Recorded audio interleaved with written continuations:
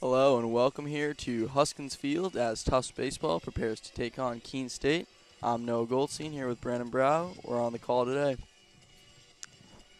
It's a nice day here at Huskins. The 14-4 Jumbos will take on the 7-12 Owls. Looking forward to this one now. It should be a good non-conference matchup. Tufts on a hot streak recently, although they did split the doubleheader with Middlebury yesterday. Keene State coming in looking to get back on track. 7-12 on the year. It's going to be tough going against this pitcher, Harsha Balu. He's looked really good this year, the freshman from Washington, D.C. Yeah, Balu is a freshman. He has gotten meaningful innings this year, as many of the freshman pitchers have. We'll see how he does here. He throws from a bit of an interesting slot. He's very effective out of it. So for the Owls, second baseman Miyuchi comes up first. Miyuchi leads the Owls in batting average at .333. First pitch is swung on and driven out to right, but that one would be playable and put away for the first out by Day. So one pitch, one down here in the first. That was good contact, just got a little under it to drive it out to right field. Looks like they're going to have to try and get something going with one out in the inning. So now coming up is Max Struthers, the shortstop. Balu out of the windup here. And the first pitch is low for a ball. So it'll be 1-0 count here. Balu going to the off speed there. That's what he does really well. He does a very good job of mixing up his pitches. He can come at you with the heat, but his off speed is really what gets you. Balu's 1-0 is in there for a strike. Fastball right on the outside corner. Good pitch there. Count 1-1 to Druthers.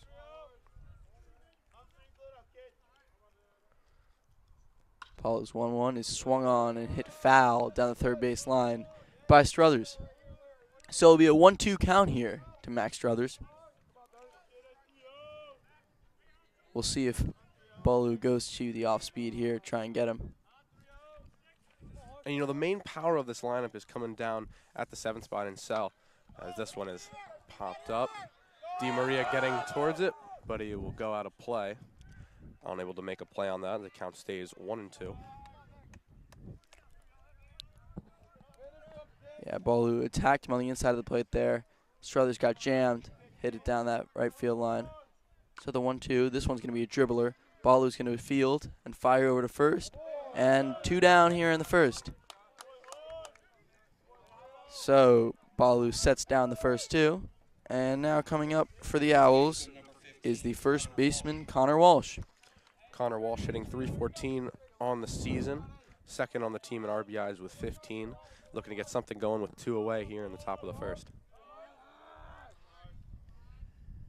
Balu's pitch is taken.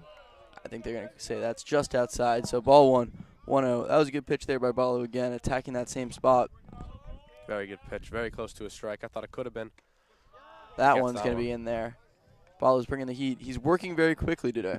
Absolutely. Only about 7 pitches or so far. Not even. Maybe about 5. Balu's 1-1. That will be fouled off.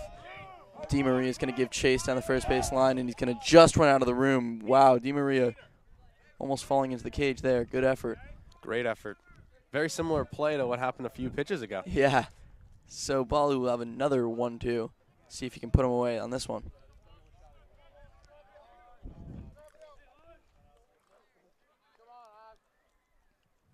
Balu's 1-2 is taken low and outside. So 2-2.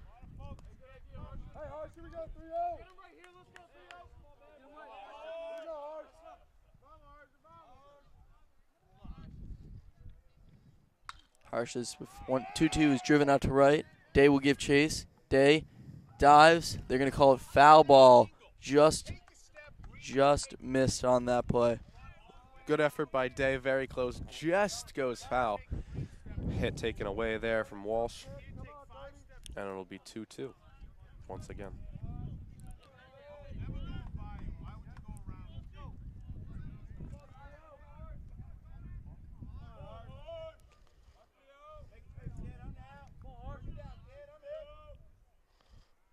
Harsha's 2-2 is going to be in there for strike 3. So 3 up, 3 down in the top of the first. Harsha Balu rings him up to end the first. Good, strong pitching there. Balu was working very quickly, not taking much time between pitches, just attacking hitters there. Never had more than 2 balls in an account. Did a fantastic job that inning. Absolutely. You could sense the control after that first pitch flyout. He just knew that he had the team in the palm of his hand. Got the strikeout to end the inning. Big, strong inning there. So, for the Owls, the pitcher will be Brandon Heath, a senior from Charleston, New Hampshire. Heath has a 5.21 ERA on the year in 19 innings of work. And he'll try and stop this Jumbo's offense today. An offense that is capable of scoring runs. Absolutely. It's led by the freshman Pete DeMaria, playing first base today, batting fourth. Leads the team in average, tied for home runs, and RBIs. He's the catalyst of this offense, and Keene State will have to slow him down today if they want to win.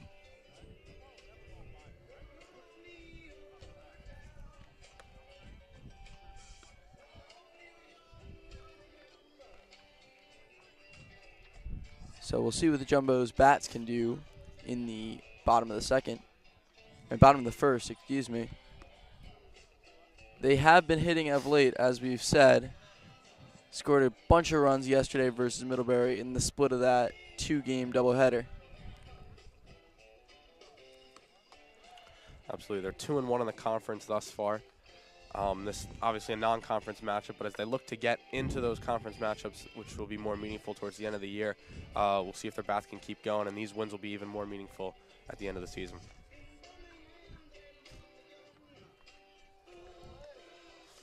Leading off for Tufts will be Justin Mills. Mills plays center field. He's a lefty. Got a lot of speed at the top of the lineup. The Jumbos like to utilize that when he gets on base. Absolutely. He's that prototypical leadoff hitter. Can get a lot of speed. Maybe he can steal a base here and there. But first things first, try and get on base. Draw a walk or a hit.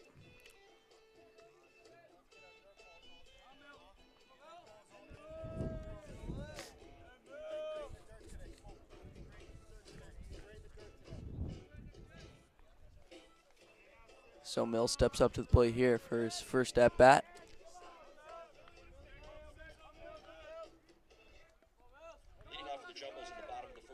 Heath will go out of the windup. And the first pitch will be taken for a strike. Fastball there. Mills thought it was a bit inside, but it was over the plate. Strike one. Looked like he was taken all the way. So the 0-1 pitch. That one will be taken just high on the fastball. So 1-1 count here to Justin Mills. I think for Mills, if he can get on base, that will clear the way for Ryan Day, who's getting the start today in right field. Also plays catcher sometimes. And Mills is hitting .362 on the year. And this one's going to be lined out to center field and dropped. Base hit for Justin Mills, so he'll be on board for the Jumbos. Perfect job done there. Taking the first 2 pitches, gets to a 1-1 count. Clears the way for a leadoff single here in the bottom of the first. So here comes the right fielder, Ryan Day. Day has a lot of power from this 2 spot. Batting .333 on the season.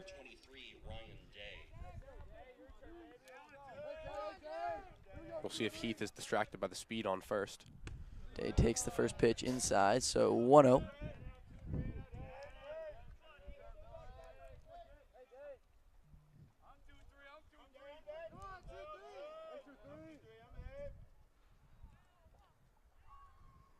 The 1-0 pitch is swung on and hit out second. This could be 2, and it is. Double play for the Owls.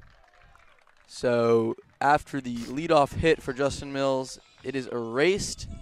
2 down here for Casey Santos Ocampo as he comes up to the plate. You know, it was unfortunate placement of that ball, but it was good contact. Yeah, hard hit ball for sure.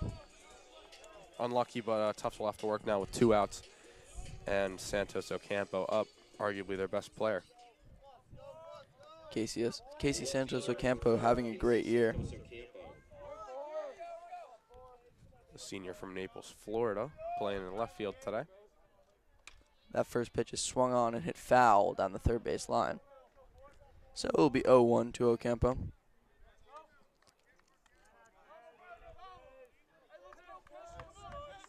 It's a great day for baseball today, isn't it, Noah? It is. Great weather, not too much wind. Some would say good golfing weather in addition. Santos Ocampo hits that one out to left. The play is made in left field. Good, strong play there for Zell for the Owls. So the Jumbos go 3 up, 3 down. A quick first inning. Absolutely. I mean, they got the leadoff hit, then 2 more good contact hits, but both of them 2 position players, and that ends the inning. Good run down there by Zell in left field. Yeah, we've seen less than 20 pitches, I believe. We'll see if Balu can work with the same efficiency in the second.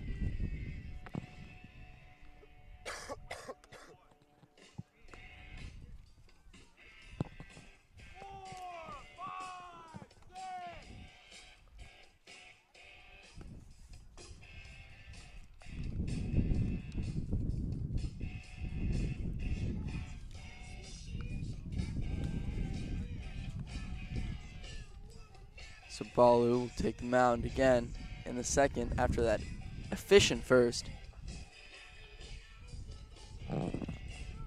Jumbo's bench players doing their warm-up run between innings as they do.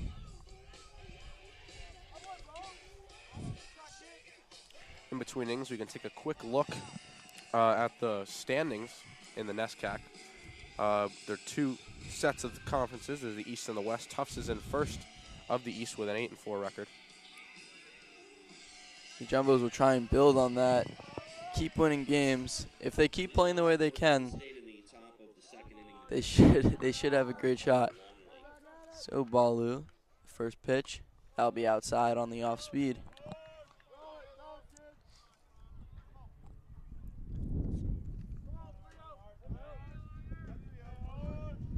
Harsh is 1-0. That'll be outside, so 2-0. Connor Longley, the senior from Foxborough, Massachusetts, at the plate. Playing designated hitter in today's game. Longley wears 34.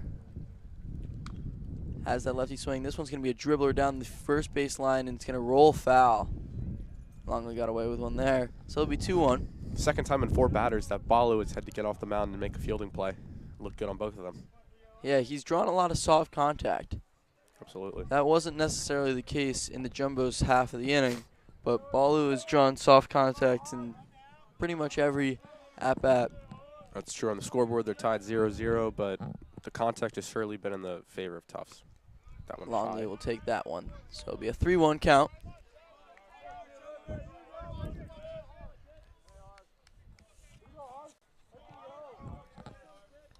Balu's 3-1. That's going to be ball 4. So a leadoff walk for Connor Longley there. Keene State gets his first base runner of the day. The third baseman, number 18, Tyler Gammy. Tyler Gammy will step up to the plate. Third baseman in today's game with no runner on first, nobody out. Balu pitching. Check up on first. Gets in easily. Just trying to keep the runner in his back of his head there. Yeah, we've seen that consistently from the Jumbos this year. Throwing back to first, even when there's not really a threat of a steal. Balu's 0-0. It will be taken for a strike. So 0-1 here to Gammy, the third baseman. That was a good first pitch there to get back on track after the no-out walk. Tyler Gammy's going to hit this one, and it's going to be a base hit to left field. So the Owls will have first and second with none gone here in the top of the second. After a quiet top half of the inning, we have a leadoff walk and then a hit. But 2 base runners here, and Tufts has to be careful to not let up the first run of the game. The catcher, number 44, Ryan Linehan.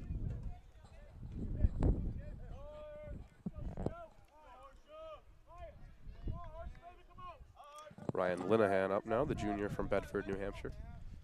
Let's see what Balu goes to here. I think he may try and draw some contact in the infield, see if he can double him up. Bunt shown. Balu's going to fire to third. That's going to go wide. So this one is going to score a run. Throw into third. He's going to be safe there. So the Owls are fortunate have runners on second and third, none gone, and one in. So they take the 1-0 lead here. Well, it just seemed like a simple play. It was a sacrifice bunt to get the runners to second and third, try and put them in scoring position. Balu was aggressive, tried to get the out at third, overthrew it, and the run scores, and now it's second and third. Nobody out with that run in. Yeah, Jumbo's coaching staff not too happy that Balu didn't make the throw over to first, but he did not, and the Owls are on the board. Balu's first pitch is in there for a strike. Fastball there. So we'll see how he attacks, tries to get out of this inning. Yeah, I mean, it's going to have to overcome some adversity in this one. The leadoff walk, the hit, and then the bunt that scored the run. That one is going to be just outside. Tough call there. So 1-1. Absolutely. We'll say a lot about Balu, how he responds to this. Obviously making the mistake to cost them the first run of the game. Tyler Zell at the plate now after making that fantastic play out and left.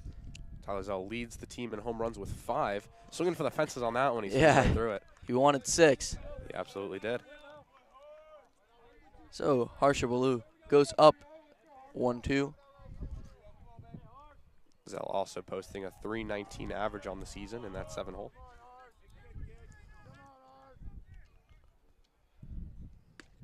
Zell will take the 1-2 outside, so 2-2 count. Strikeout would be big here. Yeah, Balu needs to get back on track, needs to get some momentum back. It's early in the game, not the biggest deal, but they want to limit the damage here down in the second inning. Ooh. And he gets him out in front of that one. Dirty off-speed pitch. Tyler Zell goes down swinging. Very big strikeout. Very good pitch there on the 2-2. Went to the off-speed. Zell wasn't looking for it. Swung right through it. Swung right through it, I should say. Second strikeout of the game for Balu.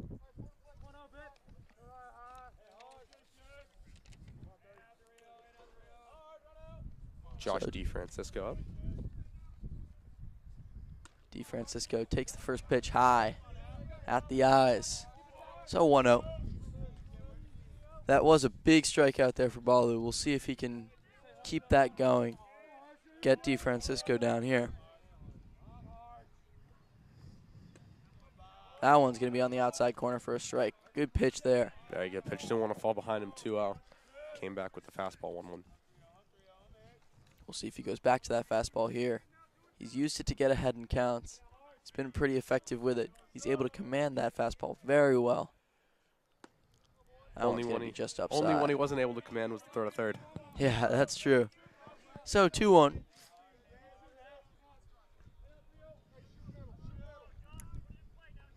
Looked him to go basket the fastball here just to get back to control the count.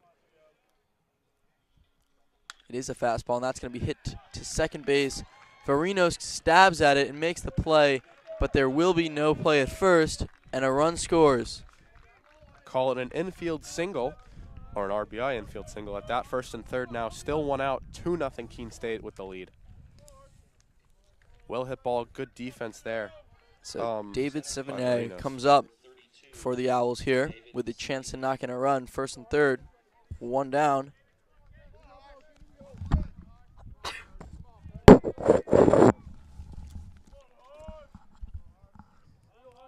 We'll see how Balu can respond here. He throws to first, unable to get him there. Just checking up on the runner. Yeah, DeFrancisco had to dive back in on that one. No, would you say he's going for the strikeout here, or would he go for the ground ball if he could possibly get it? I think you have to go for the ground ball. It would end the inning.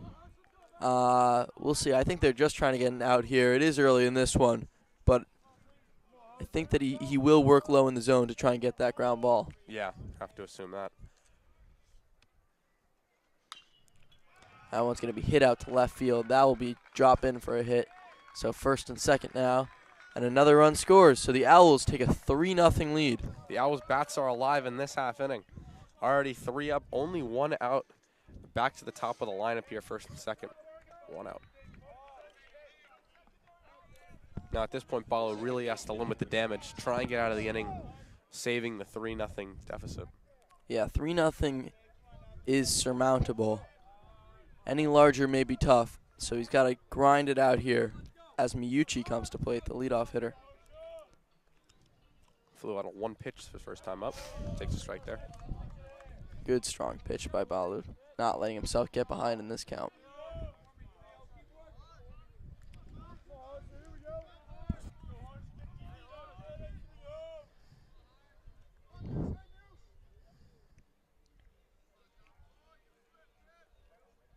That one's going to be popped up.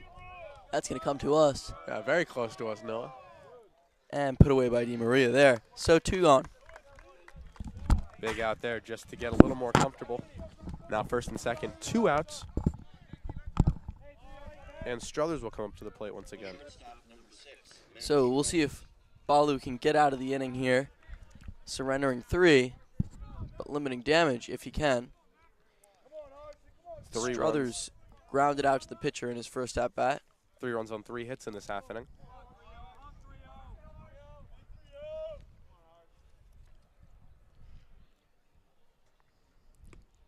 First pitch just outside. Looked good. He was looking for the strike there to get control of the count. Instead, he'll be working behind, down 1-0.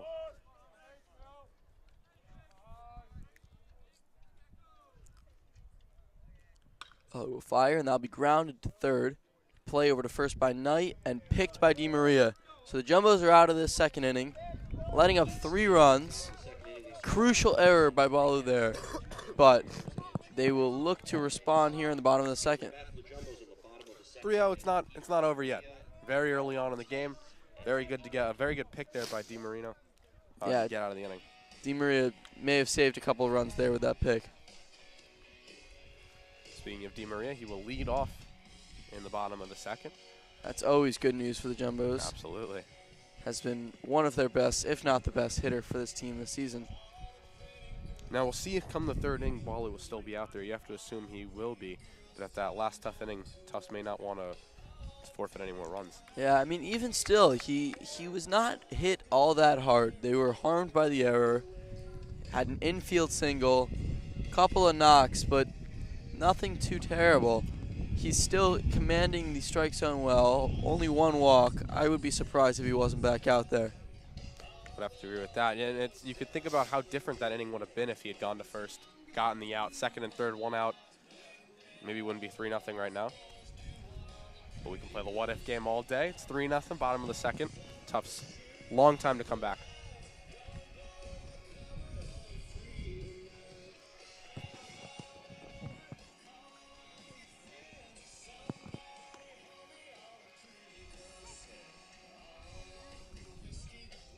So Heath will take the mound again in this second inning. Di Maria up first. Then we'll see Cortese and Knight. Heath worked through a first out, or excuse me, a leadoff single last inning. Got the double play and then the fly out.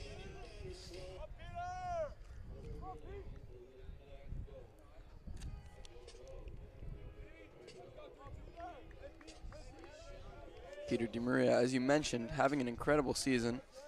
He's hitting .451 right now and 22 RBIs. Leading the 13-4 Jumbos in both categories. That first pitch is going to be driven out to center, and it's going to drop in for a single. Got it in on the hands a little bit, but was strong enough to will that to the outfield for a base hit. Absolutely, you can see the raw power there. As you said, just getting the pitch on the inside and being able to drive it out into right center field. And exactly what the Jumbos needed. 1 pitch, a single. And for the second straight inning, the Jumbos have their leadoff hitter on. So Kyle Cortese will step to the plate now, the lefty, DHing today. Designated hitter number 7, Kyle Cortese.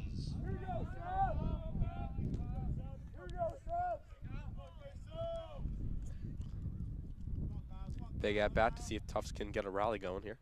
Cortese takes that one for a strike, so it'll be 0-1 to him.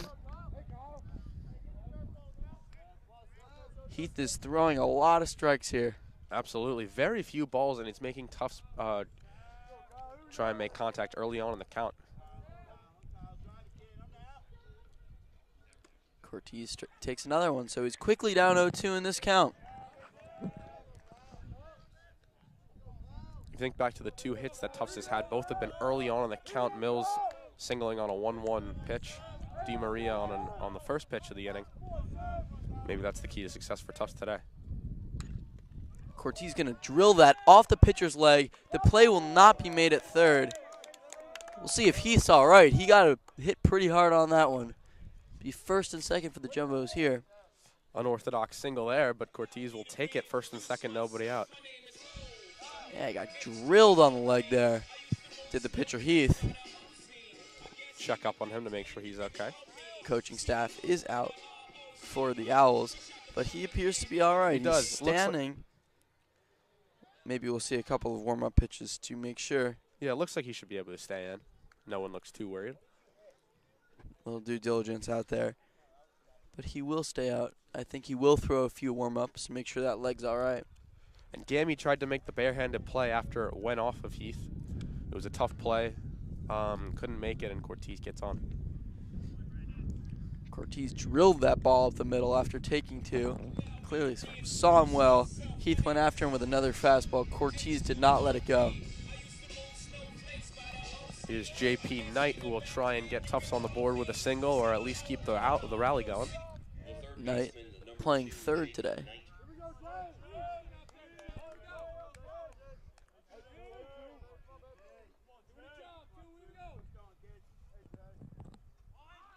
Knight fakes the bunt, doesn't go.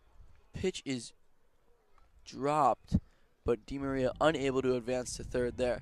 But it will be a 1-0 count here tonight. Yeah, it looked like he didn't think the ball scampered away from the catcher far enough. Didn't want to take the risk of getting the leadoff man out. The lead runner out, rather. So Knight prepares for the 1-0 from Heath. Heath will turn. Nobody's even covering second, but he gets DiMaria back. Just want to keep him close.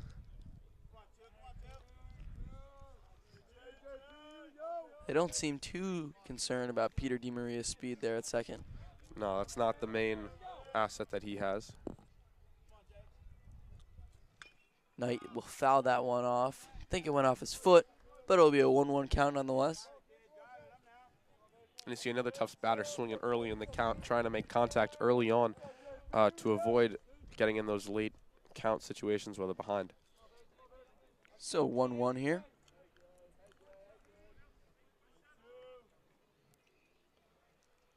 JP Knight will square to bunt. This one he'll drop down the third base line. Going to be a tough play. Heath will fire over to first, and not in time. So a bunt single there for JP Knight. A little small ball for the Jumbos. And Heath looked like it looked like he was taking his time getting over to the ball, maybe hampered by that leg injury. Either way, the pick was not able to be made by Walsh at first. Bases loaded, nobody out. Big opportunity here for Tufts to get on the board. Yeah, Elias Varinos will step up to the plate for the Jumbos. He's been hitting the ball well recently. We'll see if he can drive one here. Batting .446, second on the team in average, and second on the team in RBIs with 17, both behind DiMaria at third right now. Marinos will swing on that first one and hit it foul down the left field line. Looking to hit one there. He was a little overeager. Yeah, he was swinging on the first pitch, driving it foul. Very early on that one. So it will be 0-1 to him here. Again, none down and bases loaded here in the bottom of the second for the Jumbos.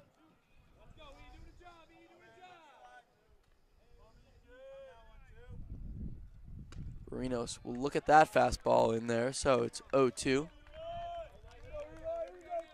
This would be big if he could get the strikeout, but we got another strike coming before that happens. Yeah, Heath trying to bounce back from those couple of tough plays. The ball has not left the infield since DiMaria's single, but 2 on in a row. And Varinos will hit that one out to right center. That one's going to be playable in center. DiMaria will tag from third and get in without a throw. So the Jumbos are on the board, 3-1. 1 down here, and they still have first and second in the bottom of the second. You'd have to call that a win for Keene State. If you have bases loaded, no outs, best case scenario, you let in 1, maybe 2 runs. They got the main runner out, or home rather. 1 out, nobody on third. Tufts still with an opportunity to make something happen here. They got the first run in, but Keene State should be happy with that result. So now coming up for the Jumbos is the catcher Bauman.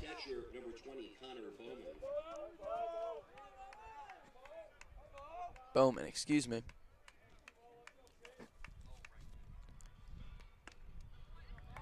Bowman looks at a first pitch, a little off speed. So it'll be 0-1 count. You're right. Can't remember the last time he threw a ball. Yeah, he's attacked this zone very well, not letting Jumbo's pitchers just draw walks. Bowman will look at a ball there. There you go. I jinxed him. That one was in the dirt. So it'll be a 1-1 count here.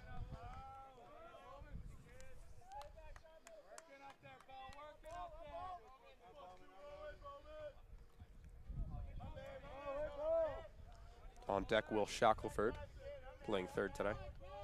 Shackelford's giving them good production out of that 9 spot. Bowman will hit this one to second base.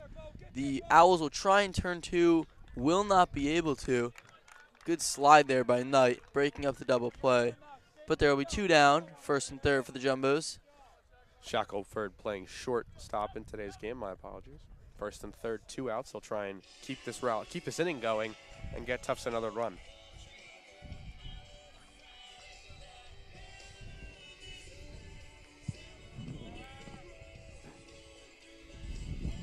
Shackelford, big spot here for the Jumbos. He's one of the captains of this team. We'll see if he can deliver.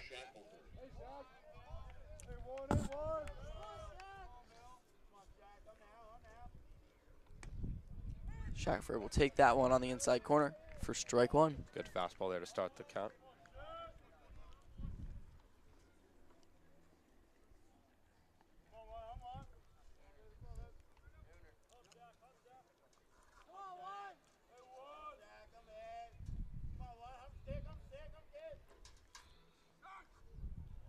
Time will be called by the umpire here.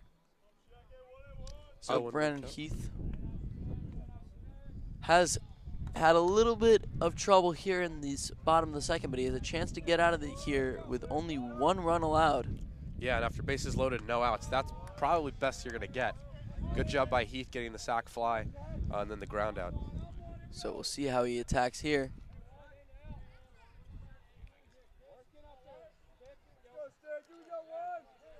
For the Jumbos, they love to turn this lineup over and get Justin Mills back up to the plate. Absolutely. Heath might have something to say about that, though.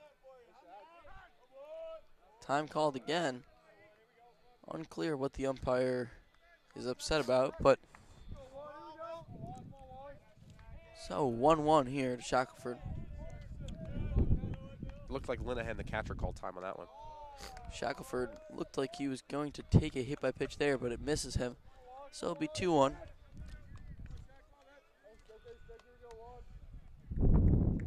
Big spot here for the Jumbos.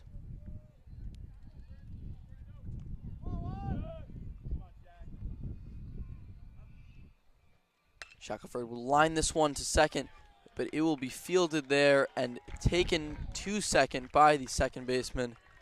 And the Owls are out of this inning. So strong pitching by Heath, getting out of that one, only allowing 1. So the Jumbos still trail 3-1. Well, the Jumbos got 1 back there, but after the bases loaded, no out, you would have to say it's a little bit of a disappointment. They have 7 more innings to work with, but down 3-1 thus far in the game. Balu will come back out for the 3rd inning here, as we expected he might. Look at the line score, 3 runs on 3 hits for Keene State. For Tufts, 1 run on 4 hits, 2 errors.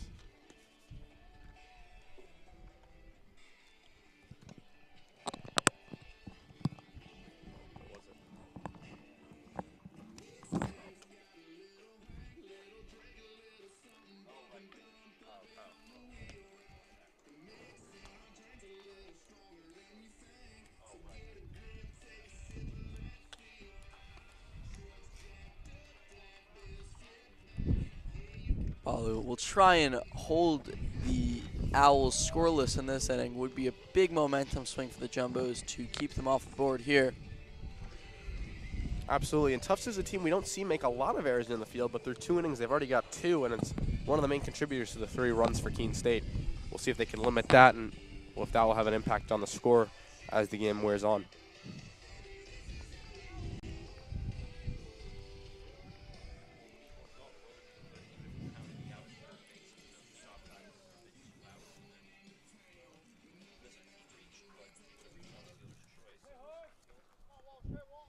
So Walsh will be up to the plate here for the Owls.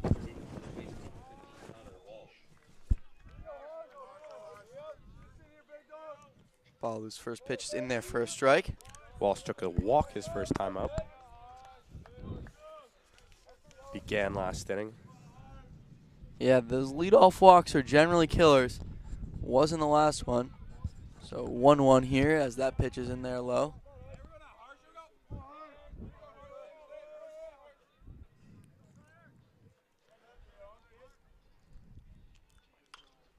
Excuse me, Walsh actually struck out his last time. It was Longley who got the walk. He's on deck. Walsh grounds that one foul down the third base line. So it'll be a 1-2 to him here. Playing first base today is Walsh. Be big for Balu to get the out here. And that one will be hit out to right field and playable and caught there by Ryan Day. So one down here. Big at-bat there for Balu to keep the Owls off the base paths to begin the inning. Absolutely, maybe a little more confidence there for Balu. He did a good job getting out of last inning. I guess you could say relatively unscathed following the error in the other hits. Good job to get the first out there. So Longley steps up to the plate here. After the big stride, he does take that pitch outside. Longley 0 for 0 with a walk.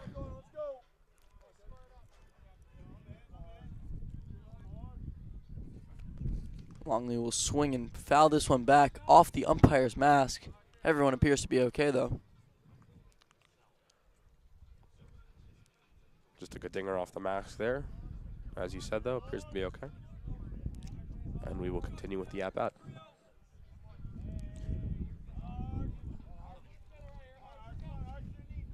Harsha, 1-1 here. Fired just outside, just misses off the corner. Looks like it could have been a strike there, but it's just outside, 2-1.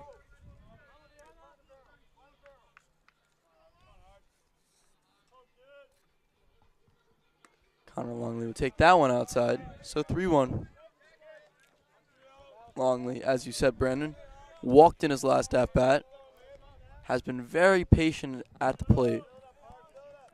And Longley is the only batter, as he takes a walk there, only batter to have fallen, or for Balu to have fallen behind, wondering if he's working away from Longley, and has resulted in 2 walks. Yeah, you wonder if there was something on the scouting report there. He is hitting fourth for this Owls team. Averaging 271 with a homer, 10 ribbies, 9 runs on the season. So the third baseman, Gammy, will come up here. Balu keeping Longley close, although there isn't really a serious threat of a steal. Longley with no stolen bases on the season.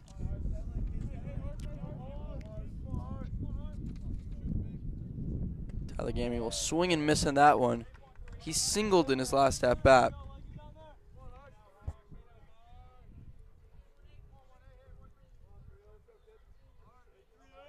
It will be interesting to see how he continues through his second round through this lineup. All those pitches in the dirt. Good block there by the catcher Bowman, though. Longley didn't even attempt to try and get to second.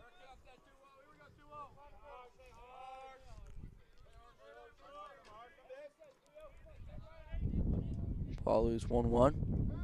And he'll throw to first. Scooped by DiMaria. Dangerous throw there. Good job by DiMaria to not let that ball get by him. Would have set up a runner in scoring position with only 1 out.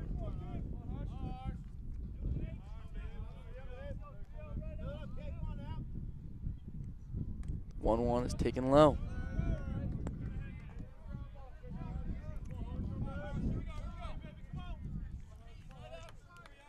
Balu's got to do his best to try and ignore the runner on first. Not a huge threat of a steal. Just focus on the batter at hand. 2-1. Fouled off behind the plate. So it'll be 2-2 here.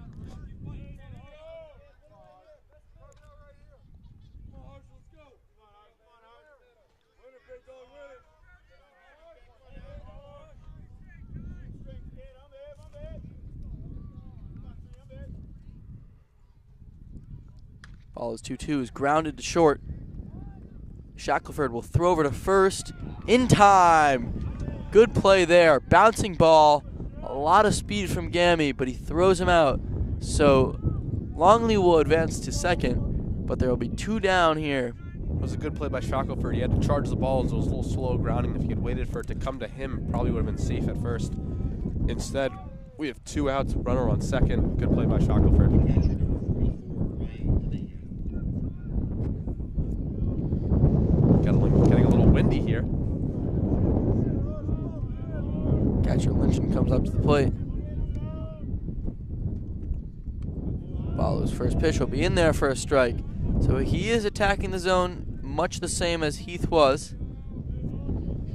Absolutely. And if there's a signal into the outfield, we're going to have to see if Longley's going to try and score.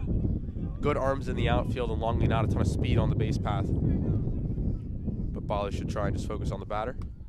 And that one will be fouled behind the plate and onto the rugby field. So it'll be an 0-2 count quickly here. Luckily, no rugby players in attendance.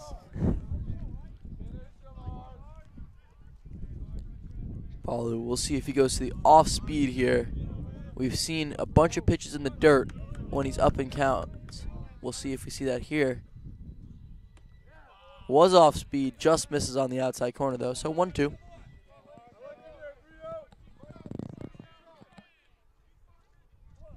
That was a good pitch, just missed.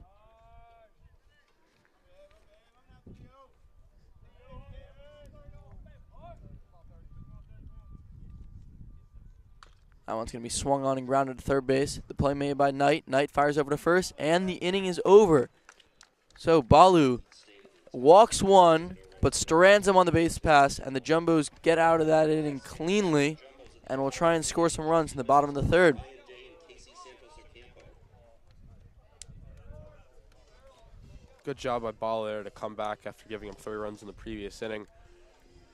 Only letting up a walk, no hits, no runs. Tufts will come to bat in the bottom of the third. Yeah, and we got the top of the lineup up here for the Jumbos. Shackelford reset it last inning as the 9-hitter. So we will have Mills, Day, and Santos Ocampo coming up for the Jumbos.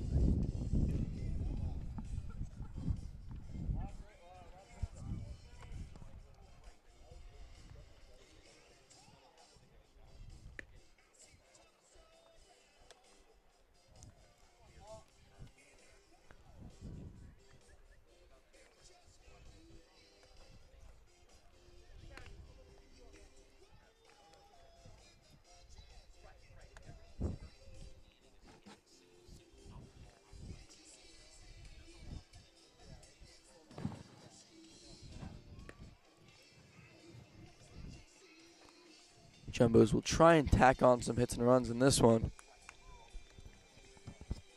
Only a 2-run deficit now. Not nearly as bad as it could have been.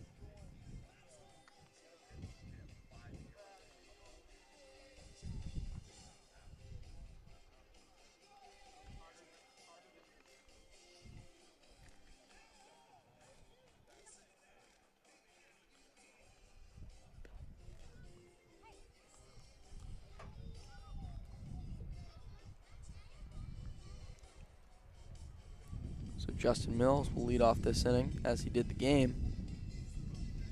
Last at bat, he hit a single to center. Just drove one right back up the middle. We'll see if he can do the same here. I think the Jumbos would love to have him get on base.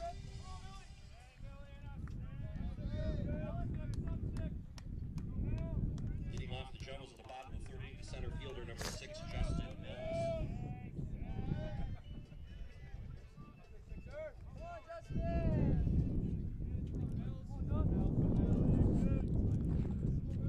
Mills will see the first pitch fastball from Heath and take it for a strike. So 0-1 count here. In his first at bat, fell behind 0-1, then took a ball and singled to get Tufts its first base run of the day. Takes that one in the dirt for ball 1. So 1-1 count.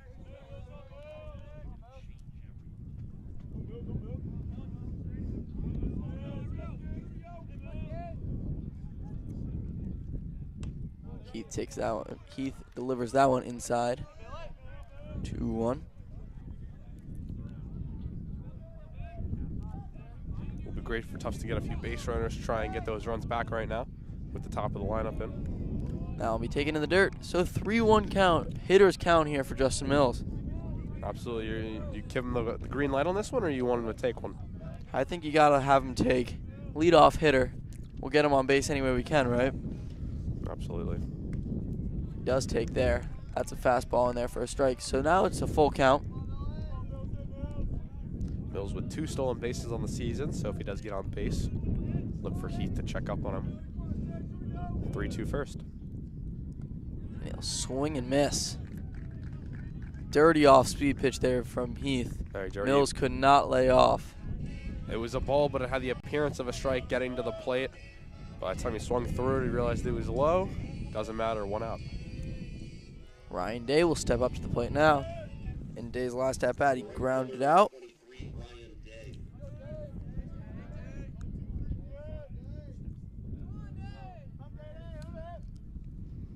Day will see that first ball.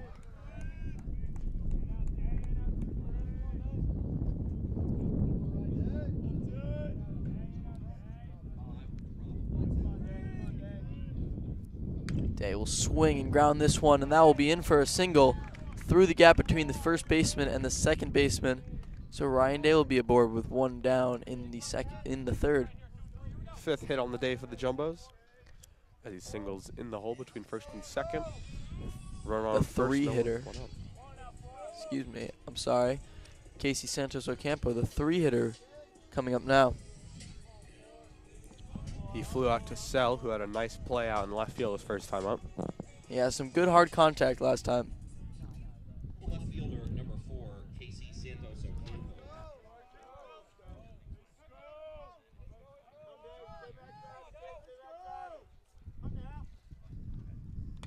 Santos Ocampo will hit that one, and that'll be a single to left field.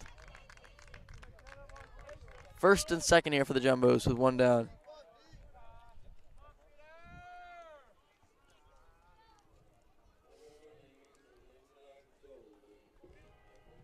So Peter DiMaria will come up here. The 4-hitter singled in his last at-bat.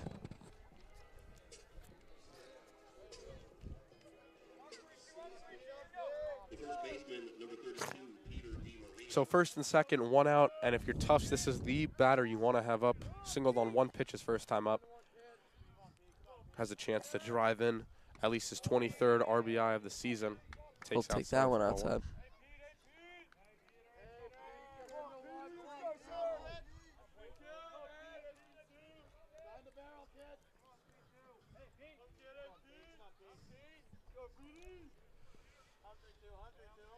Heath will step out.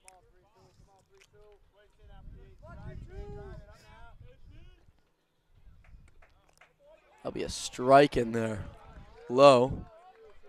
But called for a strike. So 1-1 count here to Peter DiMaria. Through 2 1/3, Heath has surrendered 6 hits, but only let up 1 run.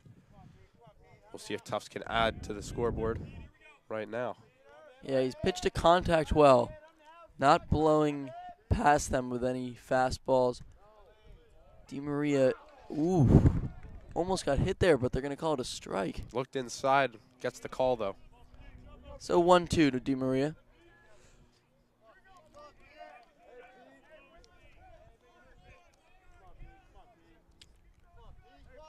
See if DiMaria shortens up here.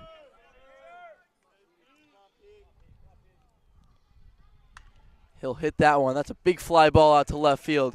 Should Going be back playable. is Zell. He's under it. Makes the catch. Day fake tagging up, but does not go. So the runners remain. The throw was off. Day would have had it, but at the same time, Sell caught that in left center. Possibly a smart decision in the moment for Day. DiMaria flies out. A little disappointing for Tufts, but Cortez now has the chance to bring in another run, or at least keep the inning going. So Cortez with a big spot. Last time he hit that liner off the pitcher Heath's leg.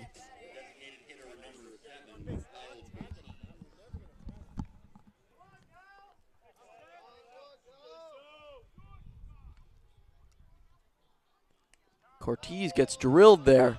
Does not move, just takes it on the calf. Took that like a champ, didn't he? He did.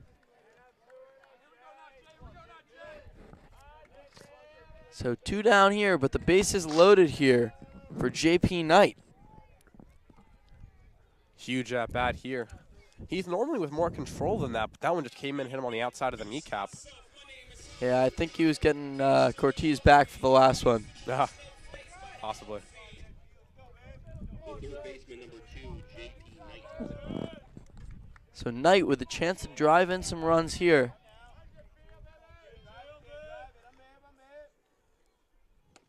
He'll take that first pitch in for a strike. Knight reached on a bunt his first time up.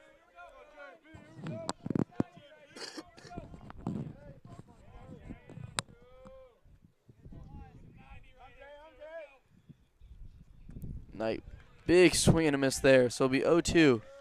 Dropping down to his knees. Really good pitch there by Heath. Similar to the one he got Mills out on. Had the appearance of coming in as a strike and then just sinks low. Gets the batter to fish for the ball. He'll take that one high. So 1-2. Obviously a big batter for Heath. See if he can get out of the inning with a 2-run lead still. For the Jumbos, Verino's on deck. He's dangerous, as always. Knight will ground this one to third base. The third baseman will take it over for the out there. So Heath comes out unscathed. The Jumbos unable to tack on a run. So they remain trailing 3-1 after 3. Problem for Tufts so far is they've been getting runners on base, only been able to bring one home though. Line scored yet a 3 innings play here at Huskins Field this afternoon for the Keene State College Owls. 3 runs, 3 hits, no errors, and 3 runners left on base.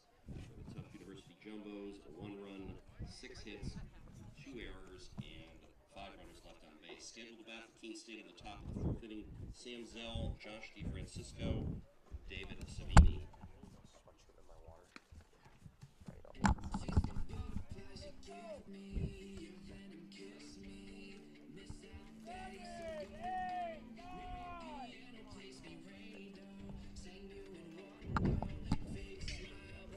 Balu back out for the 4th inning.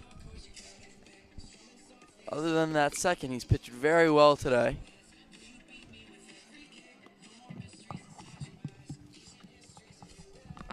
You know, Noah, Balu hasn't had a bad outing thus far. The error really hurt him back in the 2nd inning, but he's only given up 3 hits.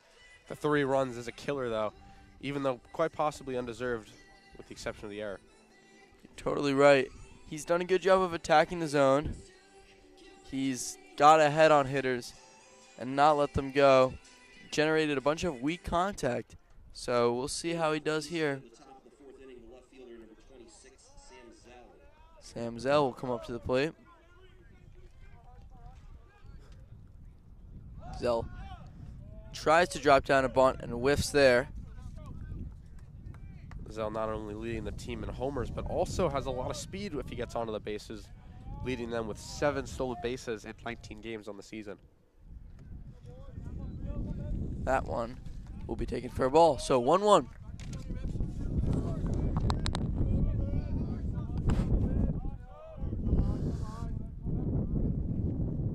Zell swing and a miss there. So 1-2. Balu had him fooled. Good pitch there. Ball has been in control for the most part today. Big out to get Zell here.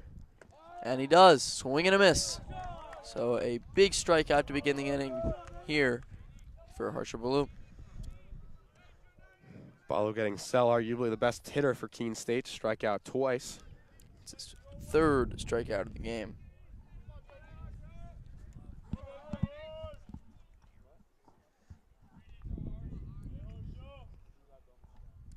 DeFrancisco swings and misses at that one.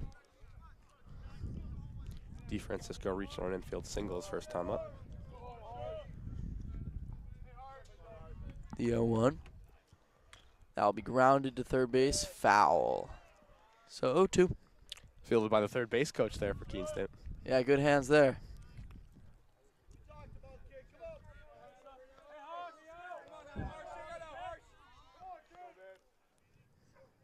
The 0-2 is outside.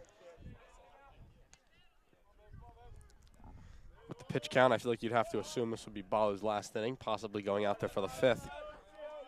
Yeah, we'll see. We'll see how he gets through this one. That one will be grounded back. He's fielded and bobbled. The play not in time by Knight. A little miscommunication there. That one got past Balu. Knight bobbled the first one, able to pick it up and fire, but just not in time. Will count as a hit. Keene State's 4th of the day. They'll get a base runner, man on first, nobody out. Oh, excuse me, 1 out on the cell strikeout.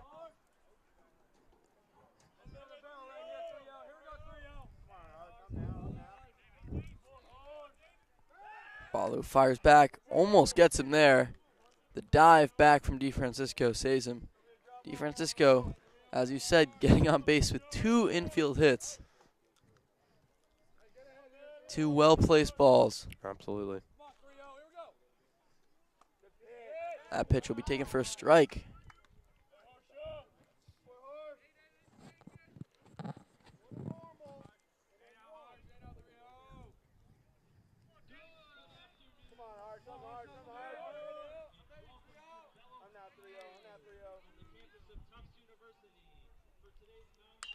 That one's going to be hit out to right field. Going back on it is Day. Day makes the catch. So 2 gone here. Day made a nice play there. Saw it all the way. Ranged back and made the play. Was a good play. Great contact coming straight off the bat. Had it looked like it might have had a chance. But Day tracked it the entire way. Got it before the warning track. 2 away. And Balu looking to get through his 3rd scoreless inning. So the one-hitter Miyuchi comes up to plate here. Miyuchi will take that one inside. 0 for 2 on the day.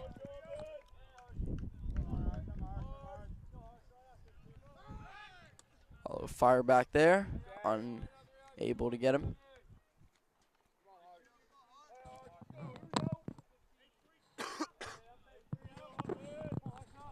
1-0. And that will be fouled off third base line.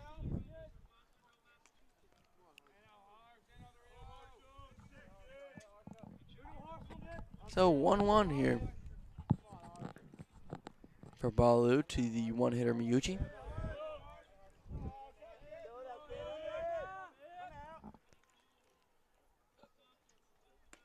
Miyuchi will take it for a strike, so 1-2.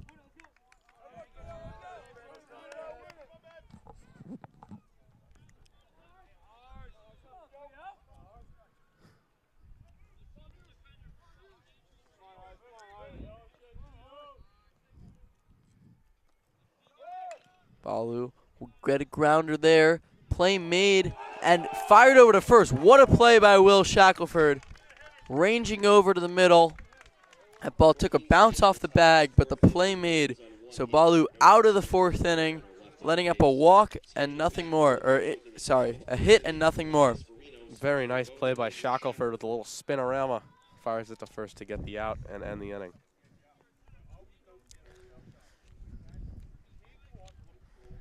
Going to another topic in college sports now. What are you thinking about the NCAA basketball national championship between Virginia and Texas Tech? Pretty crazy game last night. Virginia was a little fortunate on that one, weren't they? Absolutely. Absolutely. I mean, it was a foul nonetheless, but hate to see Auburn lose. I don't know about that. Really? You don't think so? I don't know. I think Kyle Guy may have leaned into him a little bit, but that's what shooters do. Bruce Pearl certainly was not happy. Absolutely. I mean, either way, it's a tough way to lose after Auburn had such a magical season after losing Okiki. But Virginia-Texas Tech should be a very good, very defensive game. Yeah, that one could be in the 50s. Yeah. Remind me of the UConn Butler final a few years back. It's more than a few at this point, but when the final score was something like 60-50. Can't imagine the networks are too thrilled to have Texas Tech in the final. Yeah. But they'll take Virginia over Auburn for sure. Absolutely. So Heath's back out here for the 4th. He's done strong work. I wonder if Balu will be able to come back out for the Jumbos. It's certainly a possibility. He's been efficient in his innings so far. Absolutely. With the exception of the second inning, he's been really, really good at a lot of control on his pitches. Hasn't let a lot of base runners on base. And we'll see if he's out for the fifth, but certainly a possibility, if not the expectation. So Elias Varinos will come up to lead off this inning for the Jumbos. Bottom of the fourth. 3-1 Keene State lead. Leading off for the Jumbos, the bottom of the fourth inning, the second baseman, number 12, Elias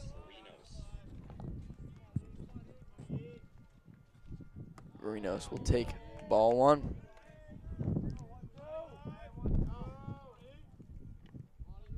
Varinos voted best mustache on the team 3 years in a row. Does have that old-fashioned baseball player look as he takes that 2-0. Absolutely.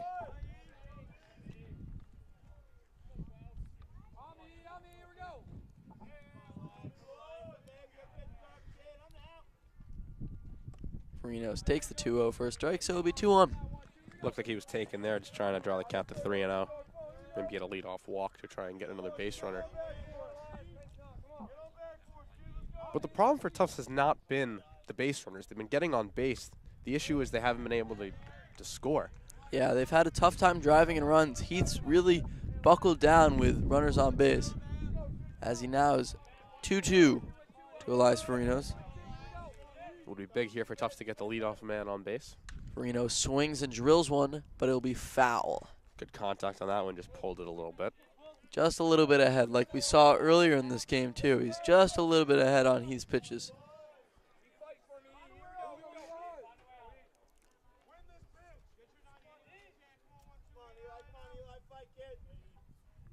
Varinos will foul that one. That one will go into the Keene State dugout. Play made there. Good job just fighting that one off. Wasn't an ideal pitch, but would have gone for strike 3. Varinos doing a nice job keeping the at-bat alive. Varinos will take that one for a ball, so it'll be a full count. Be the 8th pitch of the at-bat here.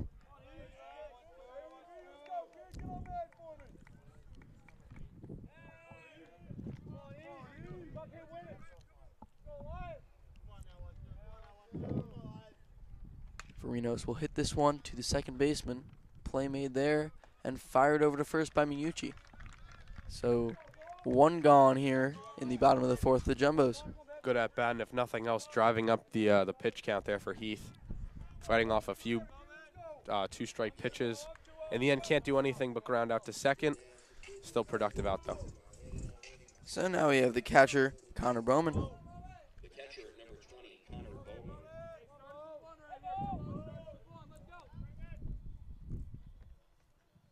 Bowman looks at a first pitch off speed for a strike.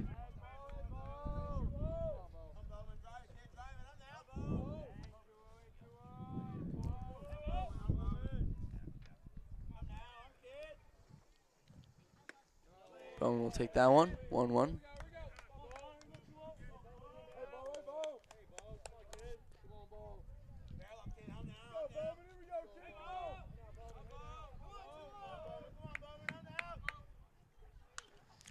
Fouled off.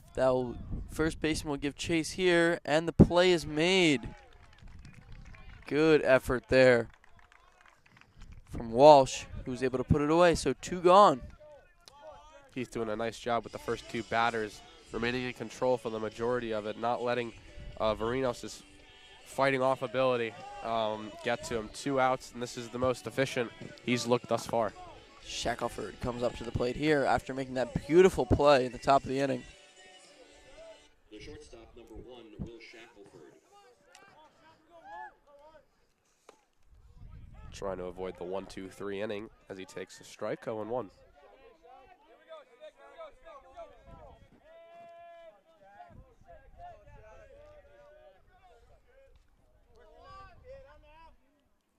Shackelford will take a strike there.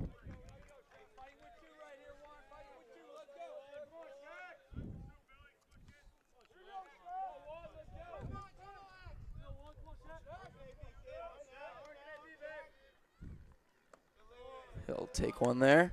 Good eye.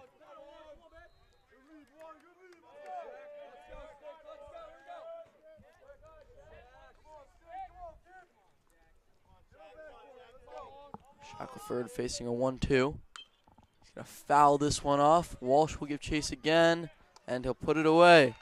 It's pretty much the same as the last at-bat. But after 4, Keene State Owls are on top of the Jumbos 3-1. Really, really solid inning there for Heath, getting 2 pop-outs to end the inning. Looked really good against the 7, 8, and 9 here. Balu is out again for the inning. Yeah, we'll see.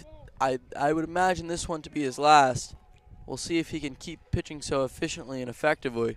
Absolutely. If he's as efficient as he has been, with the exception of the 2nd inning, I could see him going out for a 6th, but most likely this will be his final inning.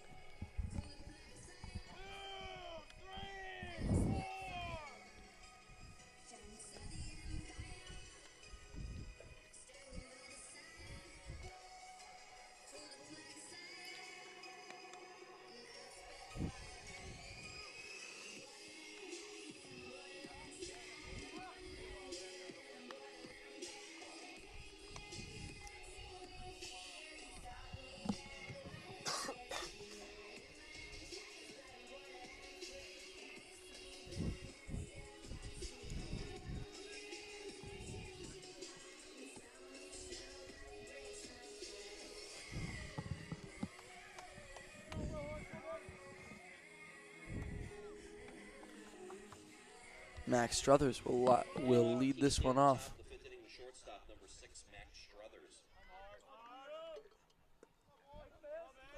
Harsha Balu fires low and outside, so it'll be 1-0.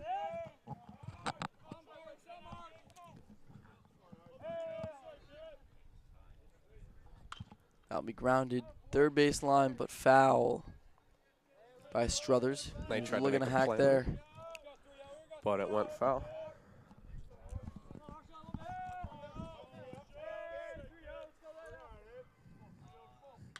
That'll be hit to the shortstop, Shackelford. Shackelford will fire over to first in time. So 1 gone here in the top of the 5th. Last 2 outs have gone Shackelford to DiMaria. This one wasn't as difficult, but he makes the play look just as easy. 1 away. The first baseman, number 15, Connor Walsh. Connor Walsh, who's busy in the bottom of the 4th, catching 2 pop-ups, steps up to the plate here.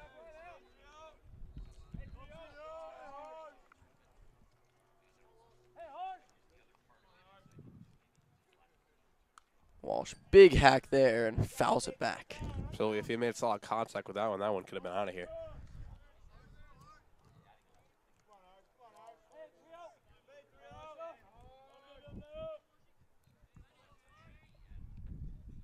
Paulo fires outside. So 2-1.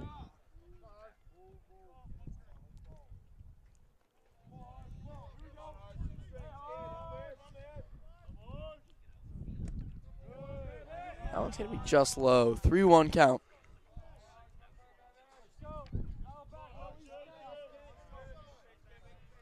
Walsh 0 for 2 on the day. Longley with 2 walks up next.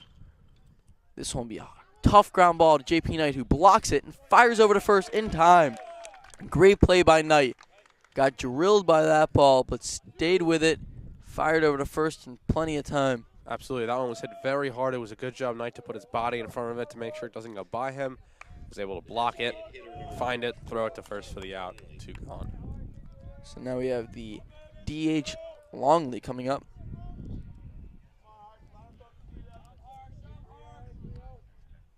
Two walks on the day for Longley. This one is put in play right to Varinos at second. Over to DiMaria, and that's the inning. So another efficient inning for Balu.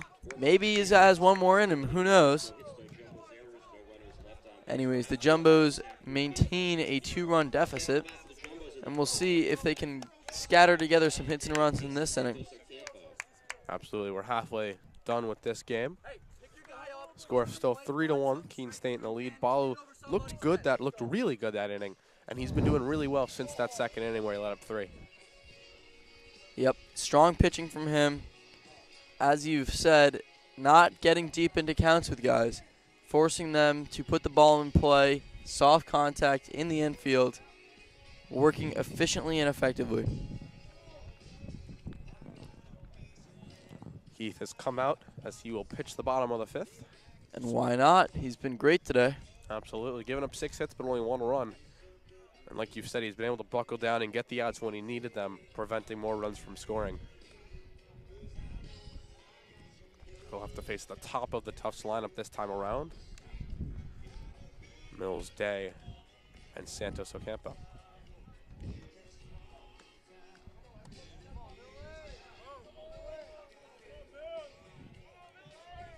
Mills, as we've mentioned, is a master of getting on base. He drove one in the first inning to center field. Hard contact off Heath. And his second at-bat struck out to begin the 3rd.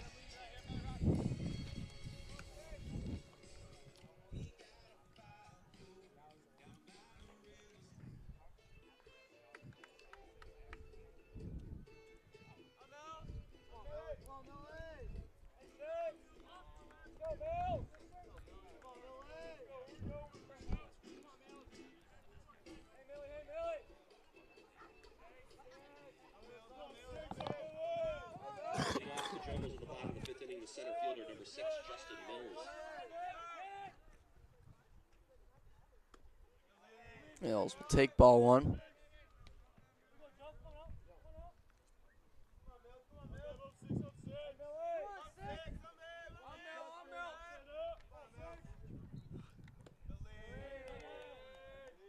And ball 2 there, so 2-0.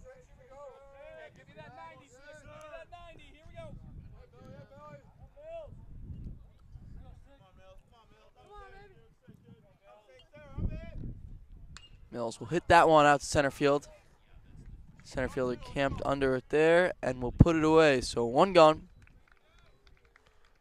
Well hit ball just got a little under it. Drove it out to center. 1 away is Day. Will try and get a second hit of the day. Yeah, Day singled in his last at-bat. The right fielder number 23, Ryan Day.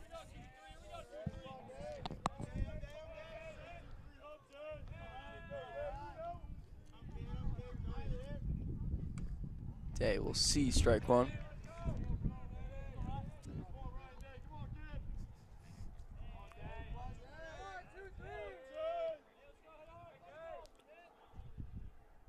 He'll swing on that one and ground to second base. Play made there by Miyuchi, who fires over to first in time. So 2 gone quickly here in the bottom of the 5th. Yeah, quick, easy 2 outs there for Heath to fly out and the ground out. Looking to go to looking to get his second straight 1-2-3 inning. But first he'll have to face Santos Ocampo. Casey Santos Ocampo has a single in this one. Flew out in his last one, so tough contact both times. I think that they would love for him to get on base and get DeMaria up. And he hits that one to third base. He'll hustle across, but not in time. So, a efficient inning there from Heath.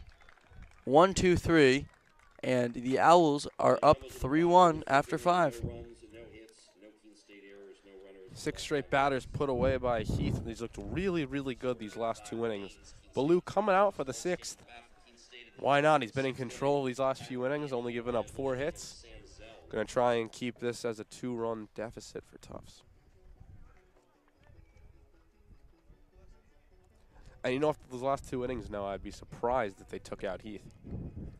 Yeah, me too. As we see Balu out here for the Jumbos, working deep into this one.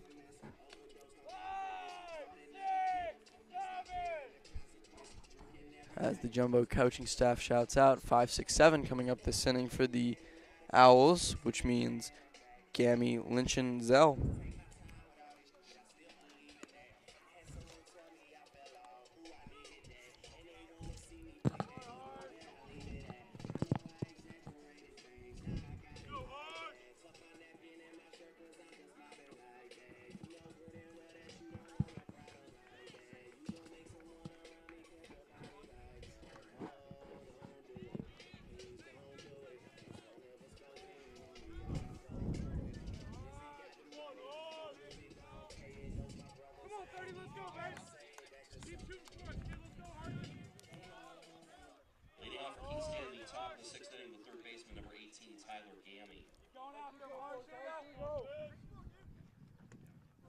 Ball one inside.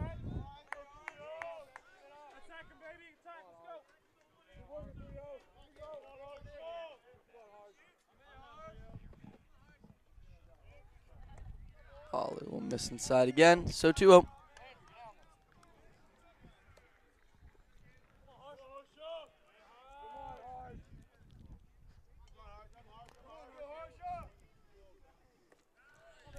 That one's low, 3-0. In danger of walking his third batter of the day. He's shown great command up to this point. We'll see if he can get back on track. That one's a strike. Fastball in there. Right down Broadway there to get the strike. 3-1.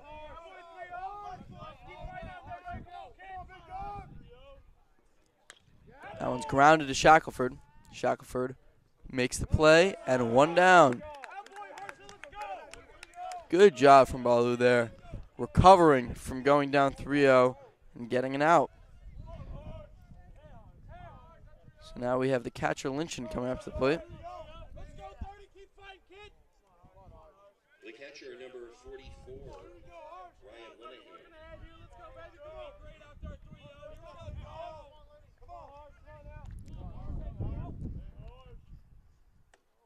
Ryan Linehan takes low. Now their team has gotten a hit in the last 2 innings. All the runs coming back in the second. Swing and a miss there, so 1-1. Linehan looked fool on that one. Expecting the off speed, was dealt the fastball, and is now in a 1-1 count. Just misses there, 2-1.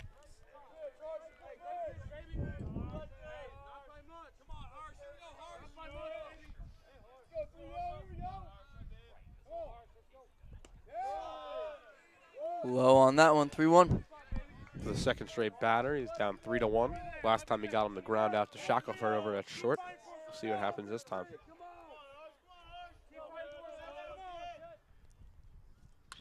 Now will be grounded to Shackelford again. Shackelford fires across the diamond in time, so 2 gone. Will Shackelford has been busy and great there from that shortstop position. Very busy. I think over like the last 8 outs, he's maybe had 4 of them, including that fabulous play to end the top of the fourth. Yes, he's a great defender there. That's why he's in the lineup. So Zell's up here. Zell will look at one for a ball.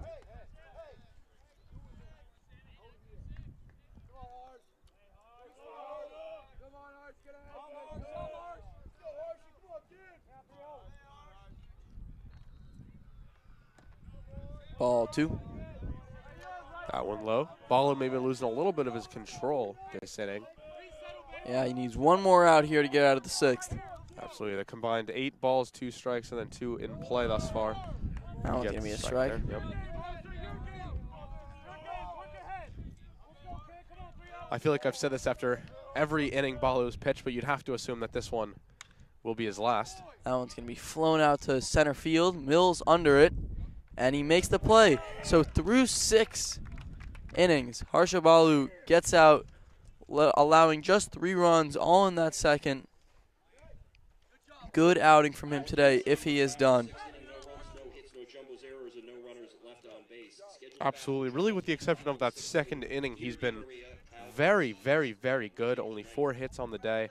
3 runs, one of them coming on the error, and then subsequent hits. But a very good outing from Balu today. The only problem is it's been a little better for Heath. Catcher Harrison Frickman, who's not in the lineup today, is firing up his team, trying to get them to put together some hits and runs.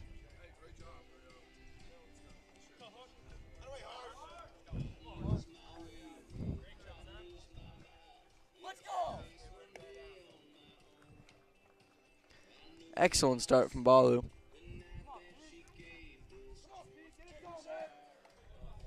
Heath is back out here for Keene State.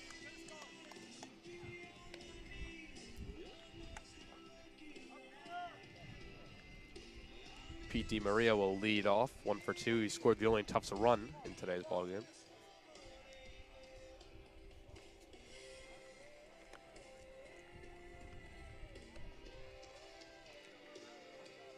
Feels like these last few innings have gone by just as quickly as the first 2 innings did, just based on the lack of base runners and hits that we've gotten. Dominant pitching over the last few innings by Heath and Balu. Yeah, both pitchers don't waste a lot of time out on the mound. They throw, they collect, and they throw again.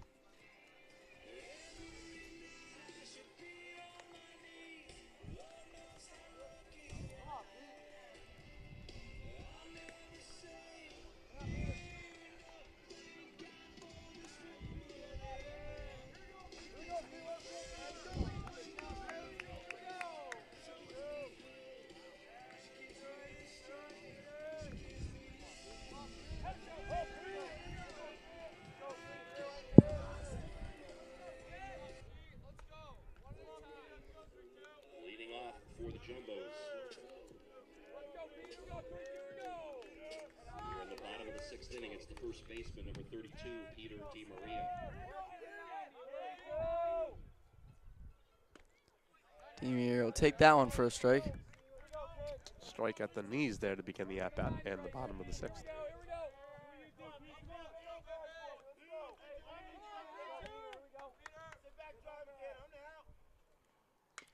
That one's popped up. Second baseman Miyuchi there. And he puts it away. So 1 down. Cortez coming up for the Jumbos.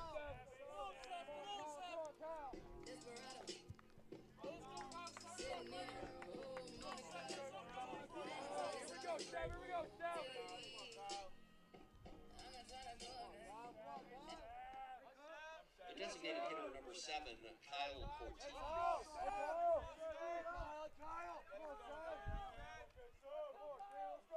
Cortez looks at one in the dirt.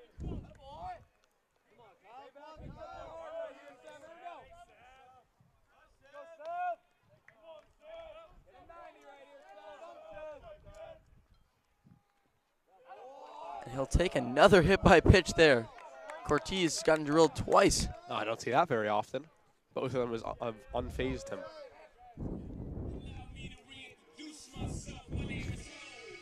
Back up comes J.P. Knight. Grounded out his last time up. Yeah, Knight got on board with a bunt single earlier in the game. Maybe we'll see him go to that here with a runner on first.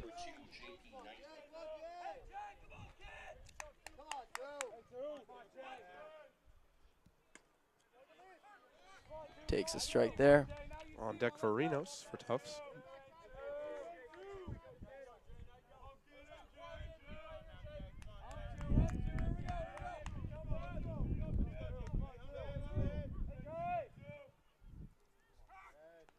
Time is called. Runner on first, 1 out.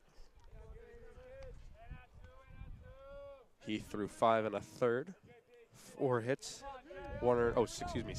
6 hits, 1 earned run.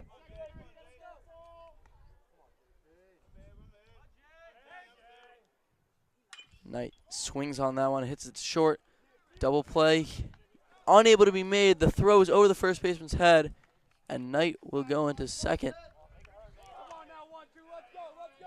Cortez broke up that double play with a slide there.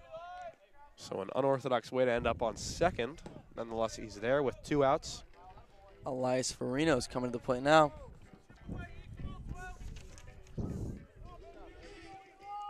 And we still got 3 innings possibly left for Tufts to get these runs back, but you have to assume you can't take these chances for granted. You gotta try and score every opportunity. This is a good one for Tufts, and Varinos, one of their best hitters. Yeah, runner in scoring position here. We've seen them have a bunch, and a bunch have been left stranded.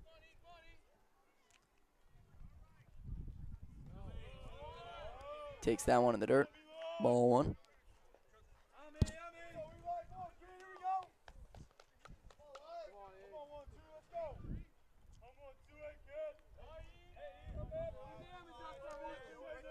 Bullpen active for Tufts.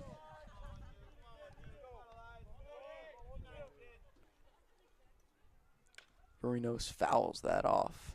Third base line. Loves that third baseline today, doesn't he?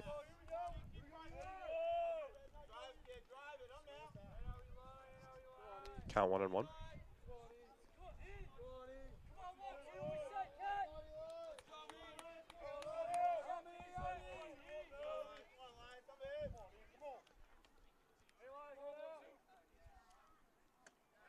Rios will take a strike there. Good off-speed pitch.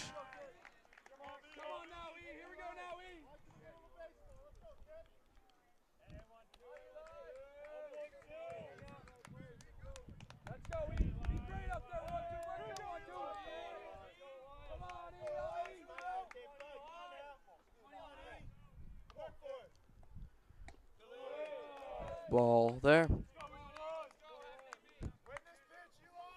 Marinos in his last at-bat took 8 pitches before finally grounding out. He knows how to fight off some bad pitches, down 2 strikes in a count.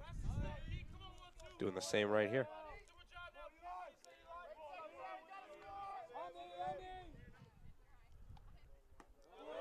Rios doesn't go around there, so 3-2. You're right, he's seen a lot of pitches. Maybe he can find one to drive here.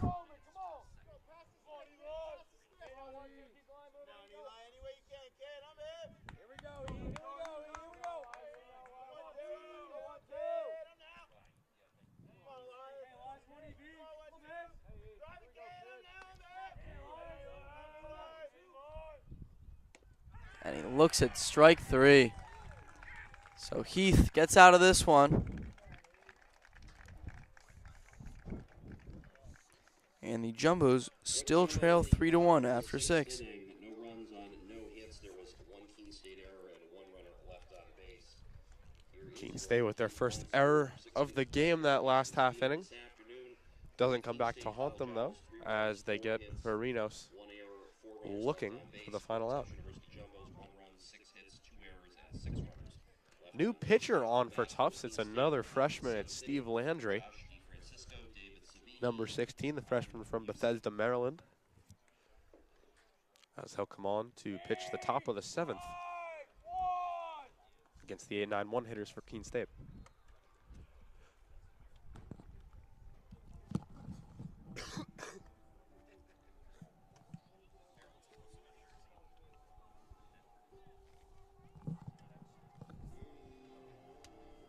Steve has gotten some action in this season, pitching a couple of games. Ladies and gentlemen, your attention please. Now pitching for the Tufts University Jumbos, number 16. He actually leads the team in ERA with a 1.08.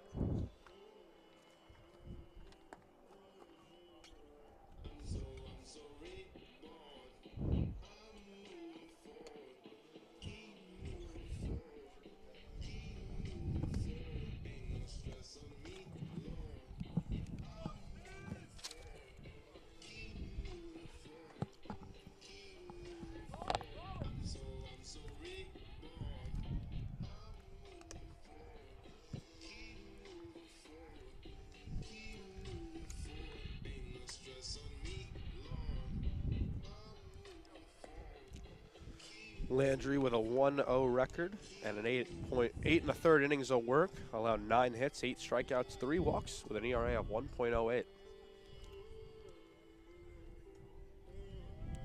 Almost just knocked a cameraman over on that warm-up pitch though.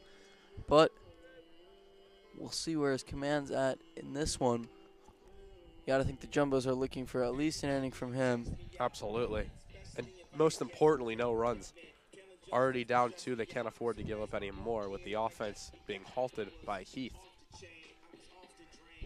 We'll see if Heath's back out there for the 7th. He has not thrown too many pitches, so it's not out of the realm of possibility. Absolutely, and he's really had a ton of control the past 3 innings, not allowing a hit since back in the 4th. Only base runner last inning was on an error. Leading off for Keene State in the top of the 7th inning, the right fielder, number 29, Josh DeFrancisco. Josh DeFrancisco up here. Couple of infield singles today. Steve Landry delivers strike 1.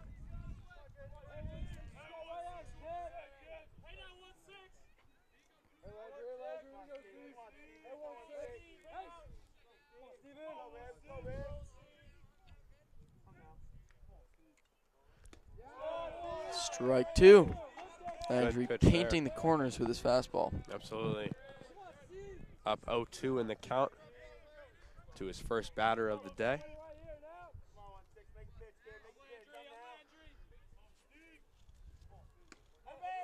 just outside there, trying to paint the corner.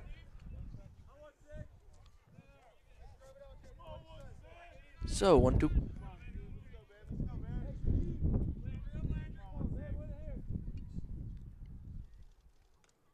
That one's going to be fouled. Barely got a piece of that to DeFrancisco. Yeah, almost was his first strikeout for Landry. DeFrancisco just got a piece of it. It was dropped by the catcher Bowman. And the at-bat is still going.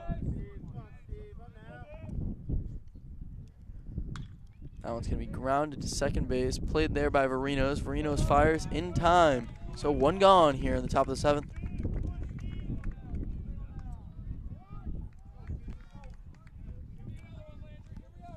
One up, one down for Landry. Center fielder number 32, David Savini. Savini comes up here. Had a single in his first at-bat.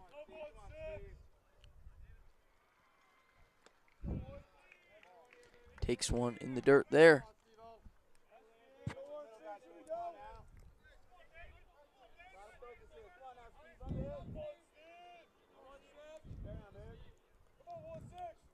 Here's Landry's 1-0, and it's swung on and fouled back.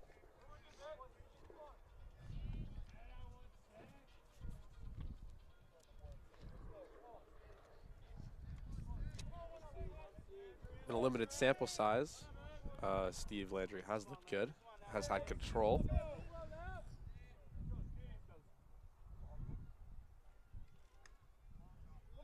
Just high there on the pitch from Landry.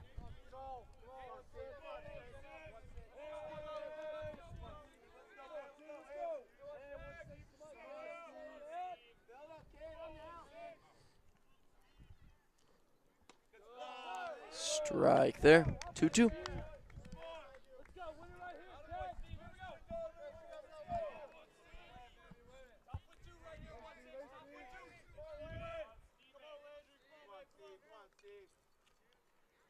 Strike three on the fastball upstairs. So Landry sits down the first two that come up. Now we'll have the one-hitter Miyuchi coming up. Very good pitch there for Landry. Looked very good in this first two batters. We'll try and get Miyuchi for the 1-2-3 7th.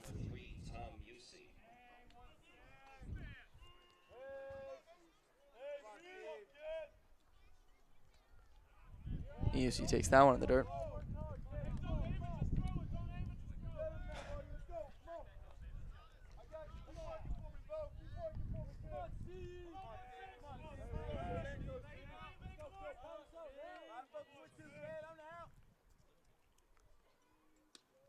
Outside there, 2-0.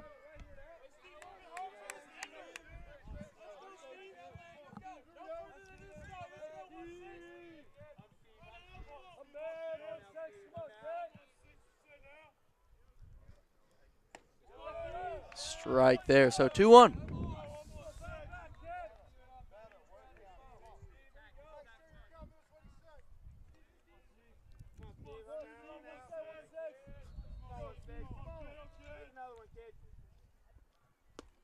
That one's in the dirt. 3-1.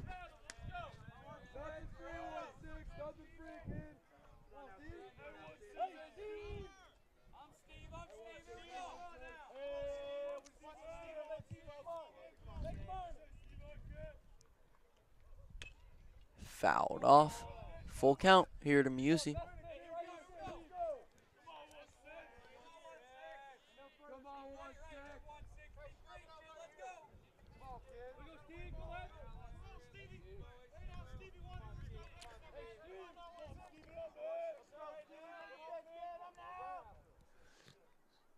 Landry's pitch is lined into left field. That'll be a single.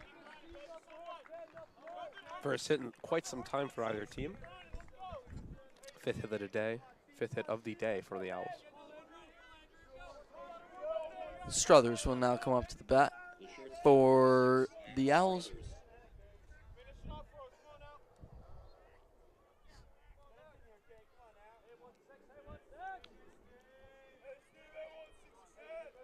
See how Landry responds to letting up his first hit.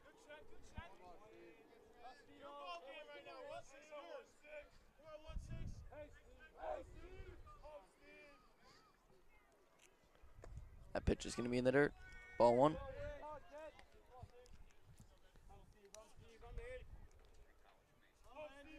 Despite being the leadoff hitter, Miyuchi with no stolen bases on the season.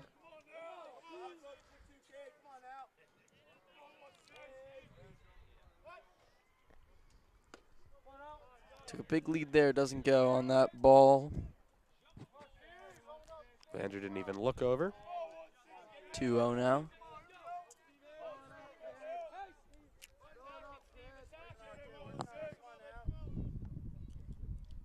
Landry's pitch in the dirt, 3-0.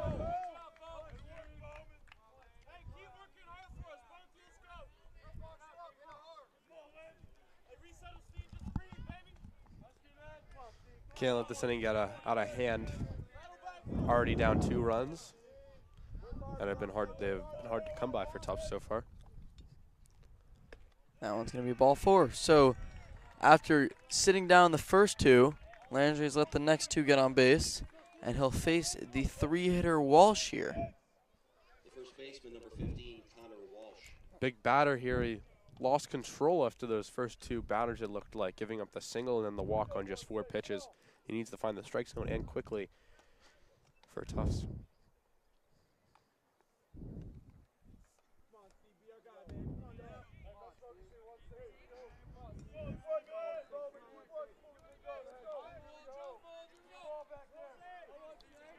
So 2 down here. The Owls are threatening, though. 2 men on.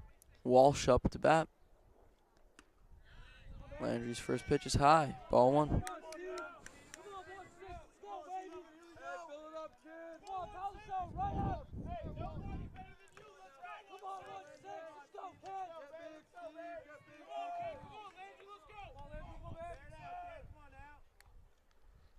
Landry fires in the dirt. 2-0. Good block there by the catcher Bowman. Absolutely.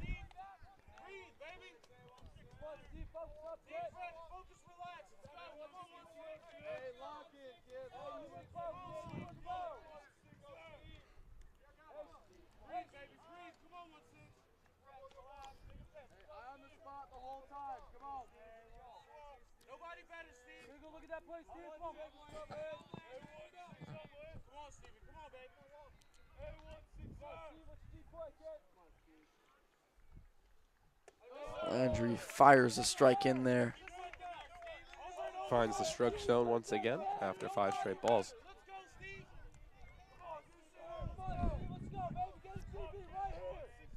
Big pitch here. 2-1 to Walsh.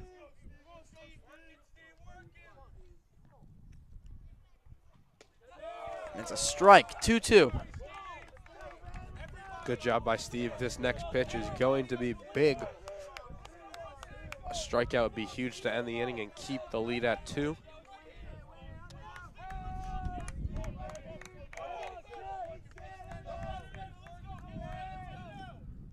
And it's fouled over our heads here in the booth. Into the parking lot, hitting a few cars in the process. So we'll do it again. 2-2. Luckily, no car alarms going off in the background.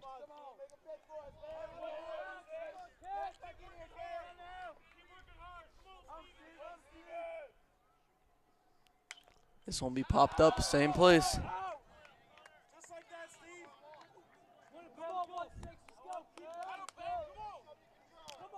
Those 2 going right over our heads here in the Coach Bob Clark press box. So 2-2. The 3-hitter Walsh.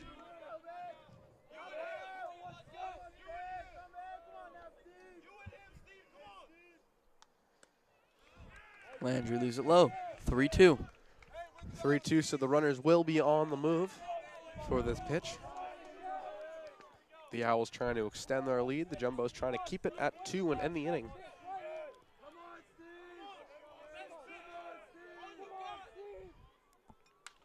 That one's popped up.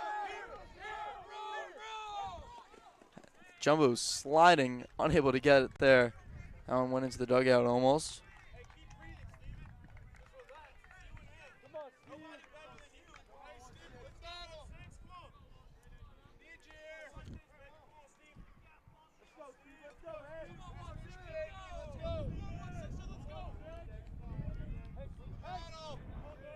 8th pitch of the at-bat upcoming. Runners will be on the move again. And the 3-2.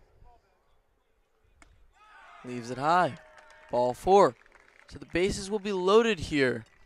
So after getting 2 outs to begin the inning, 2 walks and a hit, load the bases up, and it looks like we will have a pitching change for Tufts, or at least a mound visit, as the Tufts bullpen is active right now.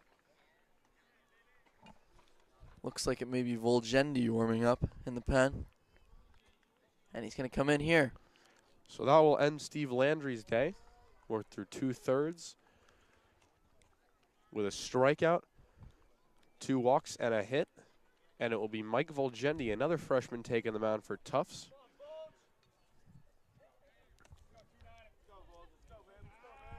Volgendi's been effective in relief for this Jumbo's team. On the year, he's pitched 8 innings, 5.63 ERA.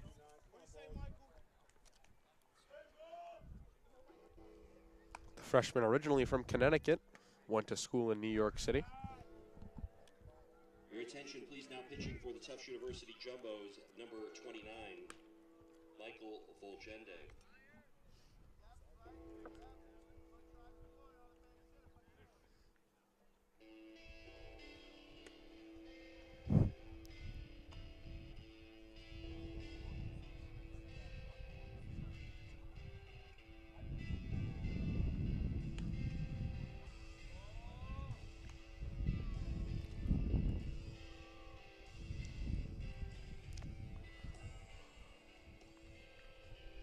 Little real-world baseball update, or professional baseball update, I should say. Noah, your Phillies down 1-0. Top of the 6th. Get on the board. Need to get on the board. Maybe some Bryce Harper action. That is what they're paying him all that money to do.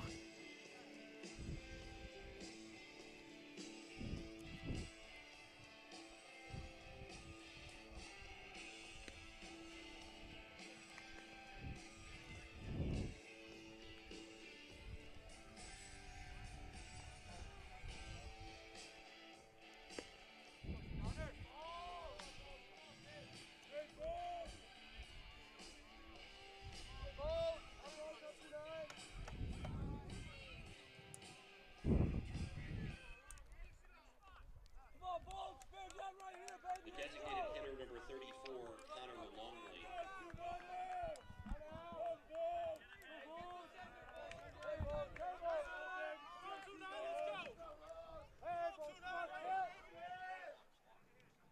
Big at-bat here for Volgendi. Swing and a miss on the first pitch. Volgendi comes with the heat. Longley, the DH. The 4-hitter. It's a big spot. The base is loaded. A hit here or any run scoring at bat would be huge. Volgendi leaves that one high. 1-1.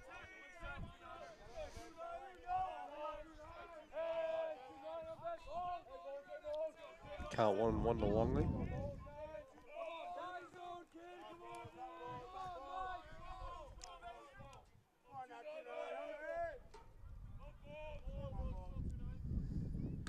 Fires and strike. Swinging there. Longley cannot seem to catch up to that fastball. Really bringing the heat there, Volgendi. Something that Balu and Landry were not doing.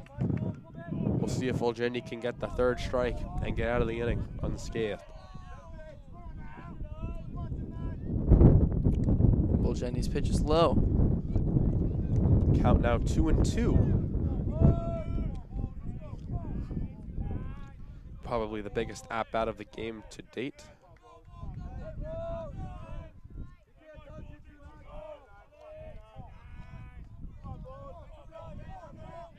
So the 2-2 here. Swing and a miss by Longley. Volgendi comes in, puts out the fire. So the Jumbos are down 3-1 after the 7th, after the top of the 7th. Huge strikeout for Volgendi. Got the count to 2-2 and was able to get him swinging on the heat. We'll go to the bottom of the 7th. It's stretching time here. 3-1, Keene State leads.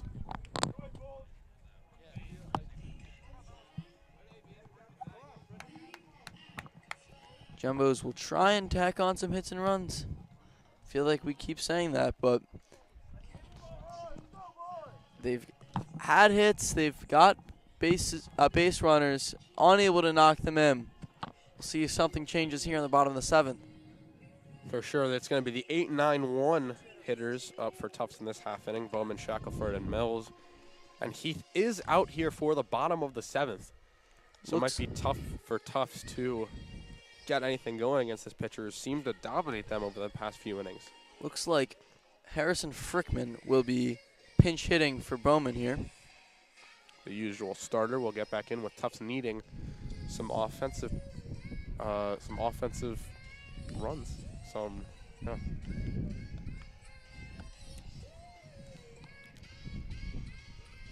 It's a new look. Heath has stymied them so far.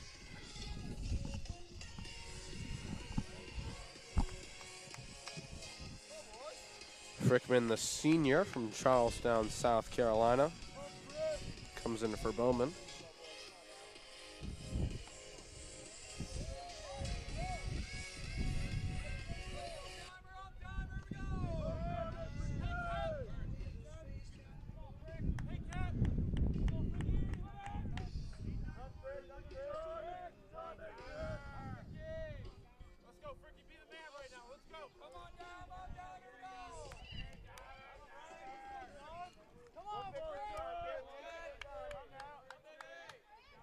Your attention, please. Pinch hitting for Connor Bowman and leading off the Jumbos in the bottom of the 7th inning.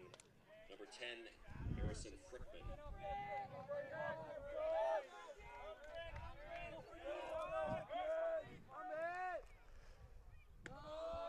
Frickman hitting .419 on the season with 2 homers, 13 RBIs, 16 runs, and 2 stolen bases. We'll look to get something going here in the bottom of the 7th. Strike there.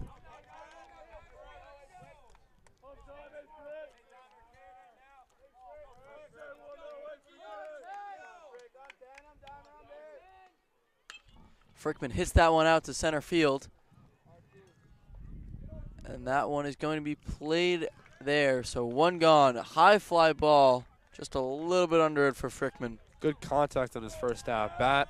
Nonetheless, it's out number 1. Heath continuing to roll through this lineup, as it will be Will Shackelford, the shortstop, up hitless so far in today's ballgame.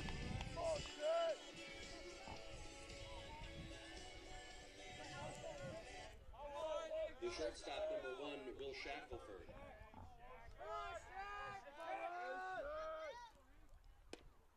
Shackelford will take strike 1. Shackelford has made a few nice defensive plays at shortstop in today's ballgame, helping keep this lead at 2 for Keene State. Take 1 there.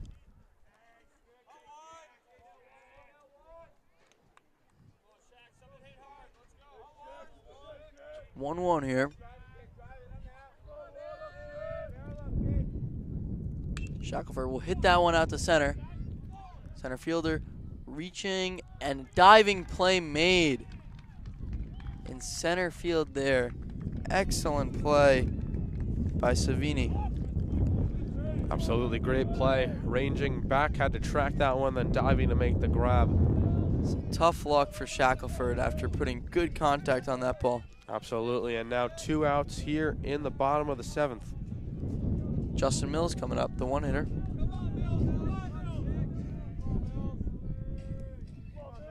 The center fielder, number 6, Justin Mills.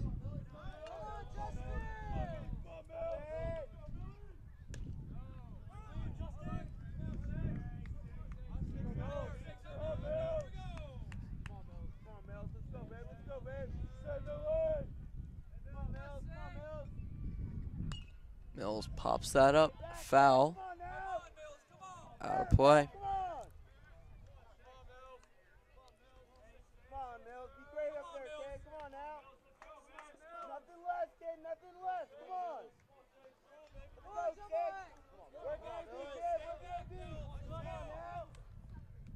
Mills will take that one on the back, so he'll head down to first. Third hit batsman for Heath. The first two were Cortez. As now the number 2 hitter, Ryan Day, will come back to the plate, trying to make something happen here in the bottom of the 7th.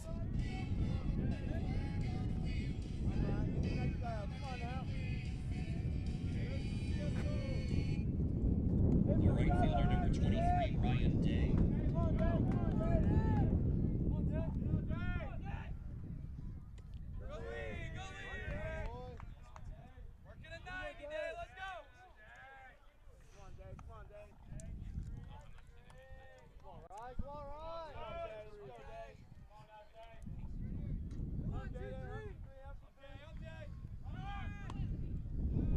Mills stealing second here, and he will be safe.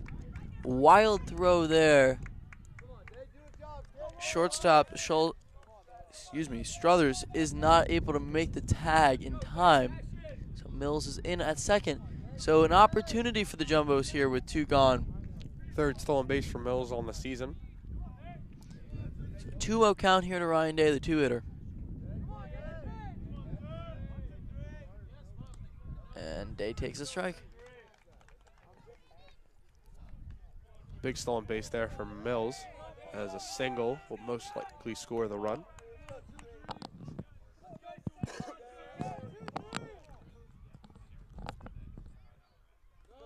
Take that one in the dirt. Mills not able to advance. So 3-1. Casey Santos Ocampo on deck. Big spot here for the Jumbos.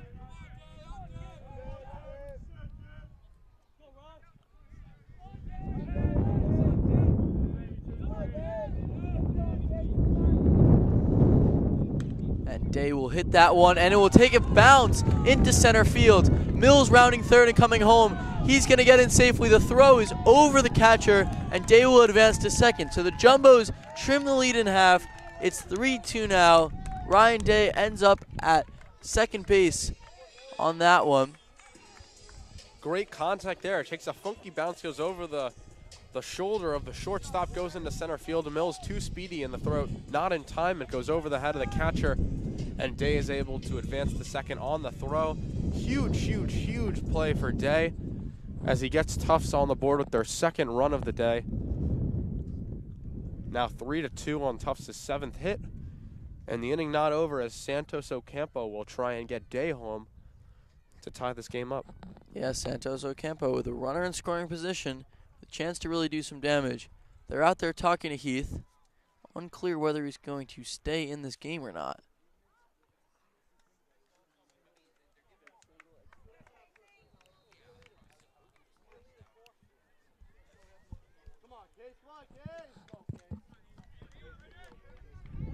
And he will stay in. So a big spot here for Casey Santos Ocampo. And it'll be a big test here for Brandon Heath, seeing if he can get out of this inning with the lead.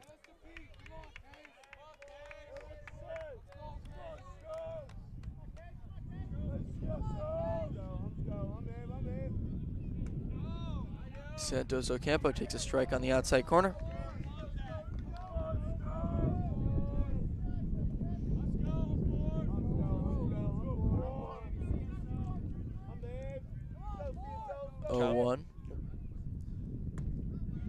That's going to be strike 2. So 0-2 to Santos Ocampo.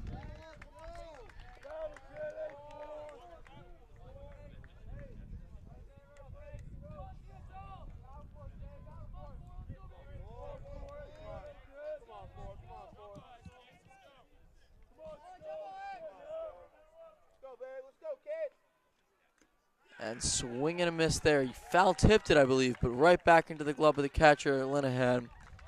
And the Jumbos tack on 1, but that is it. So the deficit is now 3-2 after 7. Volgendi will be back on the mound to pitch the 8th. As Santos Ocampo, looking for the fastball there, was fooled by the off-speeder. 3-2 at the end of 7.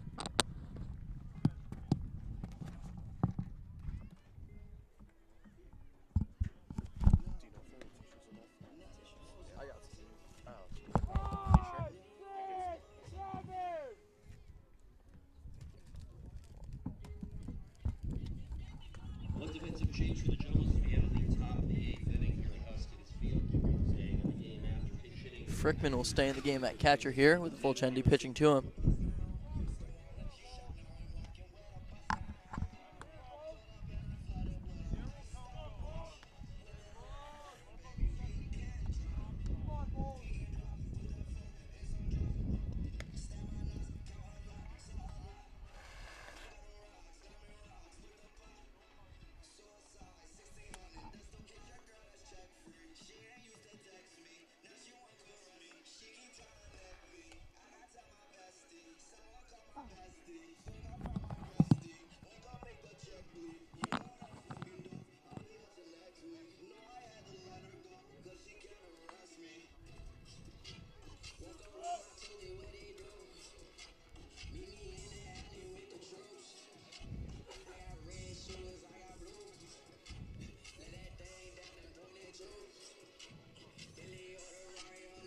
So Volchendi on the mound to start this 8th inning.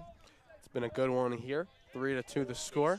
Leading off for Keene State in the top of the 8th inning, number 18, Tyler Gammy.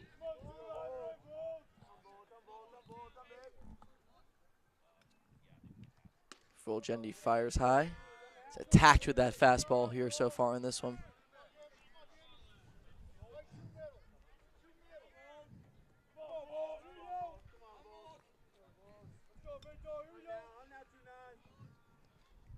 That one will be fouled off down the right field line. Watch out down there in the bullpen.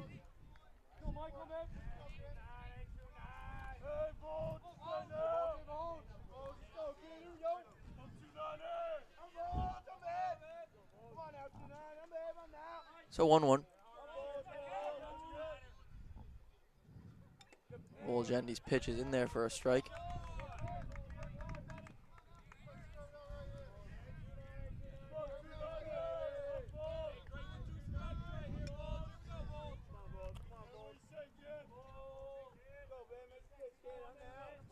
Volchendi with the 1-2.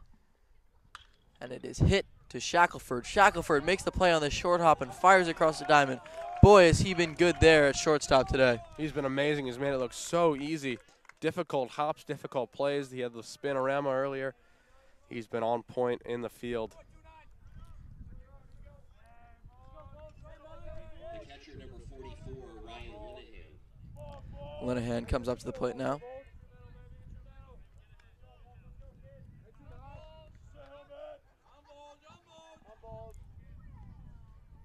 And that will be fouled back behind the plate.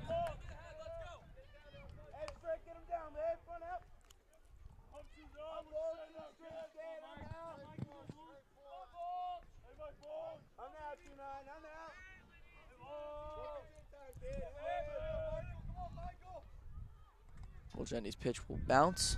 Ball. Looked like it bounced, caught the shoulder of the catcher, Frickman, and then hit the mask of the ump. Mask's taking a beating today. Already been hit twice.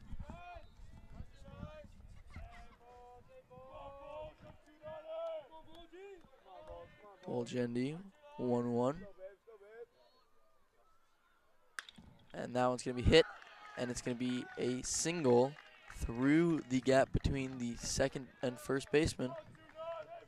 So Linehan's on first here. 1 down. First hit surrendered by Volchendi and his third batter.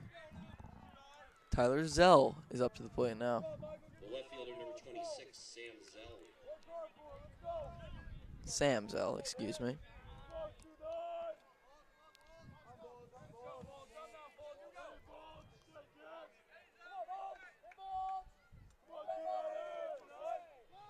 Volchendi will throw back to first.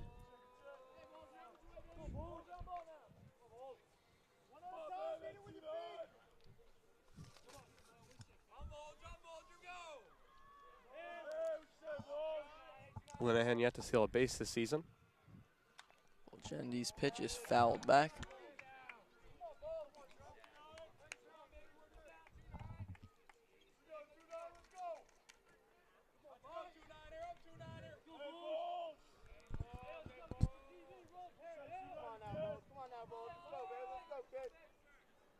This one's going to be fouled off the first baseline into the parking lot.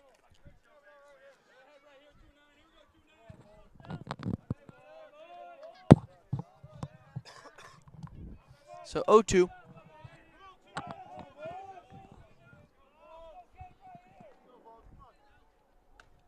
That one's going to be outside.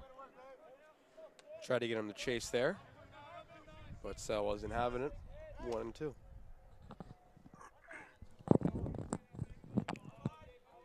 We'll see what Volgendi comes with here. You ought to think maybe it's some off speed.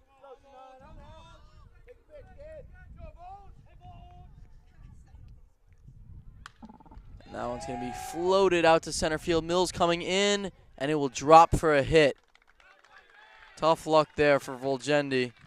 Just off the end of the bat there, dropping in. Keene State with 2 straight hits, trying to come up with a rally and possibly get that run back. They surrendered in the bottom of the 7th. DeFrancisco comes up to the plate now. Volgendi will certainly be looking for a ground ball here to try and get out of this inning quickly.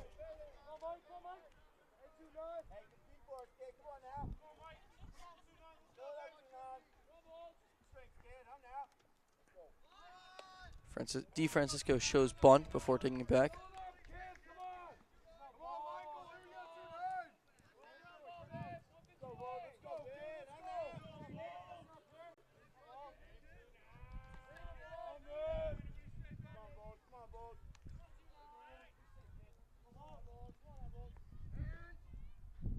Volgendi's pitch. DeFrancisco pulls back the bunt again. This one's in for a strike, though. Bunt wouldn't be a bad idea. It would give them 2nd and 3rd, so 2 runners in scoring position, but would get the Jumbos their 2nd out of the inning. We'll see if he shows it again, this pitch. Savini, the 9-hitter, is on deck. So interesting situation here with the bunt. DeFrancisco showing again. This time he tries to lay one down and fouls it off down the first base line.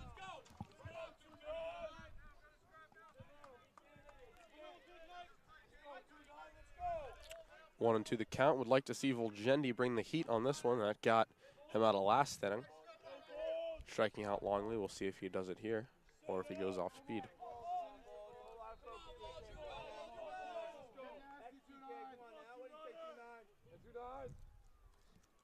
And this one is going to be grounded and for a base hit through the gap. Runner rounds third. A big round there from Lenahan, but he will stay. So the bases are loaded here. 1 down. Not hard contact, but Volgendi is getting eaten by balls that are finding their ways to gaps. So after getting his first 2, after retiring his first 2 batters, the last one coming in the previous inning, he lets up 3 straight hits. Bases loaded now with 1 out.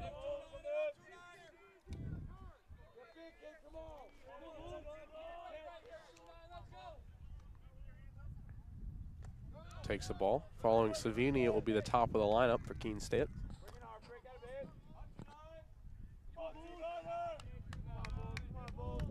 Keene State now with 8 hits, Tufts with 7. Score 3-2. Count 1-0.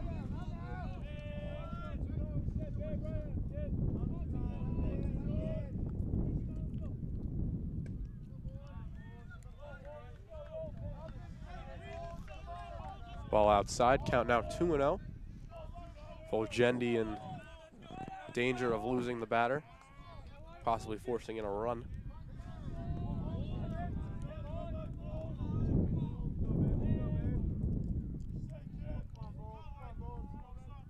Volgendi's 2-0 is grounded up the middle. This could be 2. Varinos to Shackelford. Shackelford across, and they get it in time. Double play there. Great situational pitching by Volgendi. And a great double play turn by Varinos and Shackelford. That was huge, and we'll see if that changes any of the momentum. At bases loaded, 1 out. Got a huge double play, perfectly turned by Varinos, Shackelford, and DiMaria. And now Tufts will come to bat in the bottom of the 8th. Only down 1 as they hold the 3-2 lead. All day, Shackelford has been making plays with the glove. Has saved plenty of runs.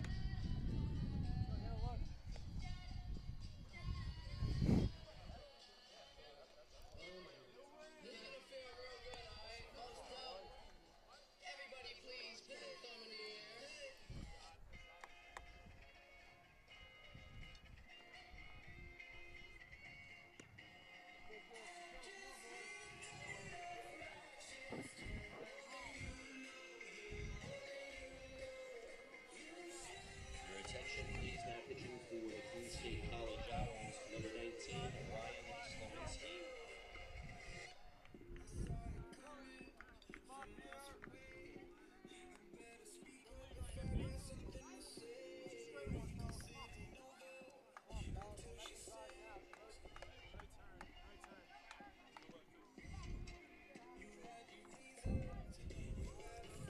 So the Jumbos will try and tie this game up here, maybe even take a lead. They've got the 4-hitter Peter DiMaria coming up, followed by Kyle Cortez.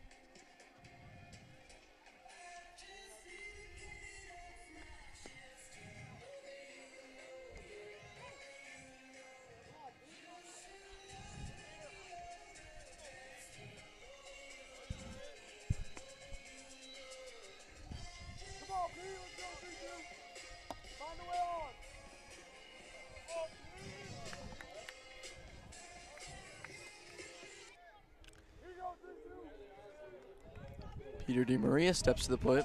And there will be a new pitcher as Brandon Keene's day is done. Ryan Slowinski, the sophomore from Sherborne, Massachusetts.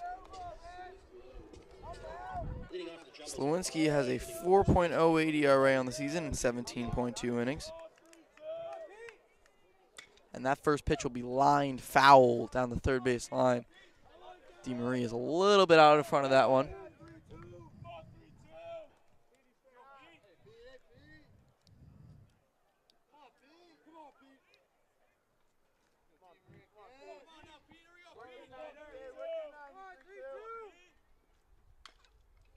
And that one's fouled off too, also down the third base line, so 0-2.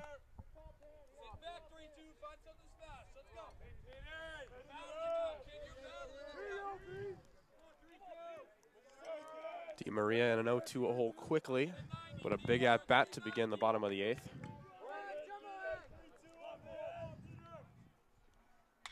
And that one's ripped to left field for a base hit. DiMaria got a good piece of that one. Good hitting there by DiMaria. Following behind 0-2, rips that one into center field for a base hit to lead off the 8th. So now we'll see Kyle Cortez, the designated hitter, come up.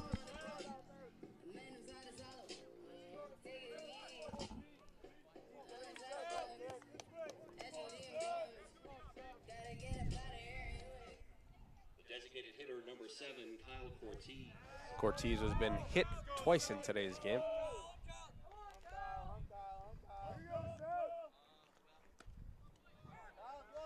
Cortez takes that one for a strike.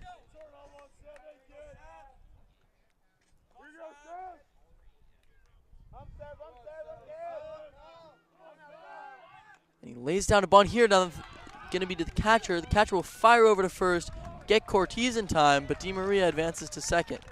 So good sacrifice there from Kyle Cortez. Yeah, really textbook there. A good idea to get the runner over to second with only one out. JP Knight will now come up to the bat. Runner in scoring position. This is where the Jumbos have had trouble capitalizing, but they're going to need to here to tie up this game. The third baseman, number 2, JP Knight.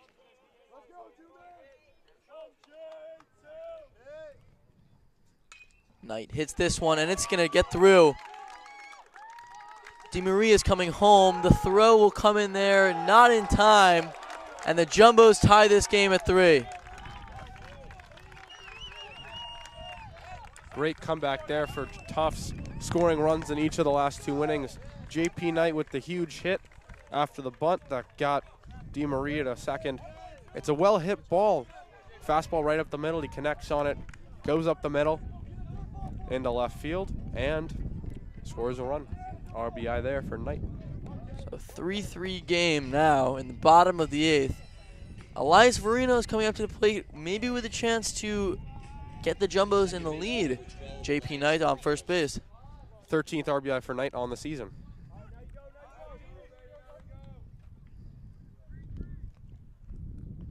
Catcher is going to come out to speak with Slowinski. It's a brand new ball game, Noah.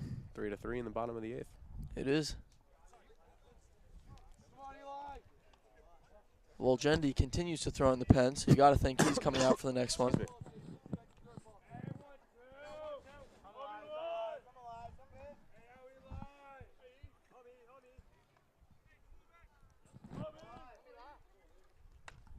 Varinos is going to hit this one to third. The throw to second is in time. They will not turn it. So Varinos goes to first on the ground out. JP Knight will go back to the bench.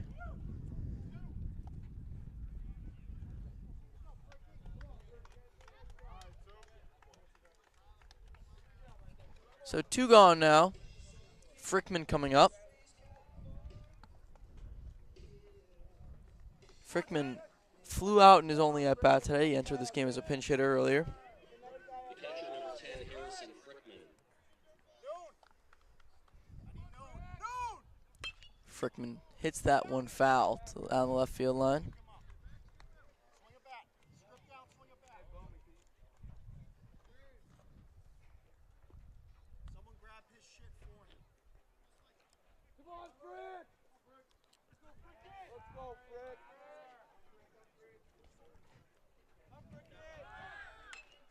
Frickman's going to hit this down the line.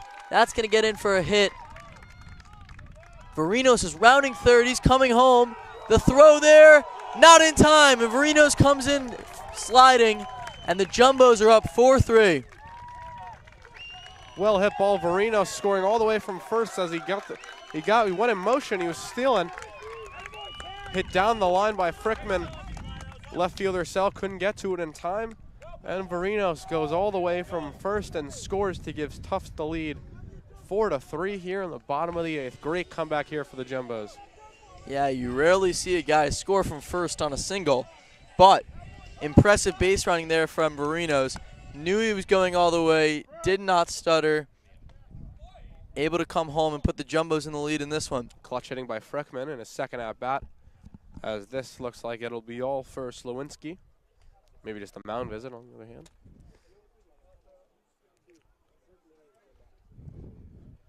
But all of a sudden, after going into the inning with the lead, Keene State will now have to just try and limit the damage, as Slowinski is done for the day, and go to the top of the 9th looking to tie this one up and send it to extras or take the lead.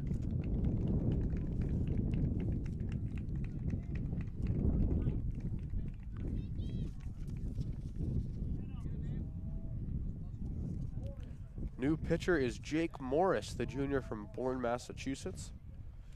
Your attention, please. Now pitching for the Keene State College. He has a 1-1 record, 14 2/3 innings pitched, 15 hits, along with 15 strikeouts, 8 walks, and a 5.52 ERA. He will face Shackelford in his first at-bat.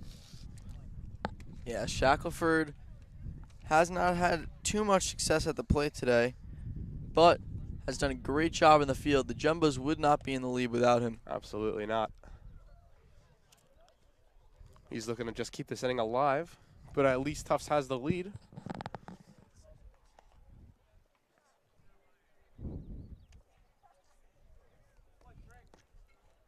The new pitcher coming in for the Owls is Jake Morris, a junior from Bourne, Massachusetts.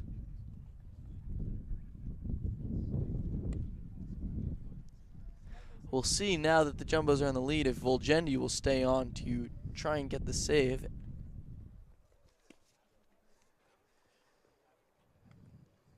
He's in line for the win right now. Certainly deserving. Came in a big spot, got the out, then loaded up the bases the next inning and got out of a jam.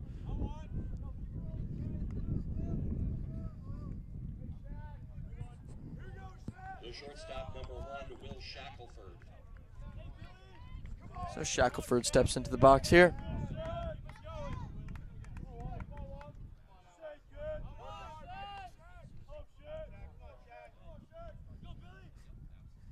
Shackelford fakes the bunt, does not go around on it, and it will be taken for a ball.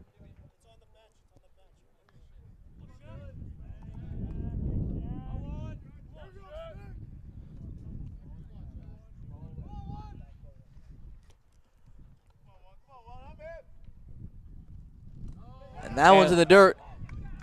Frickman rounding second, but he'll stay there. Probably a smart decision. The ball did scamper quite a ways away from the catcher.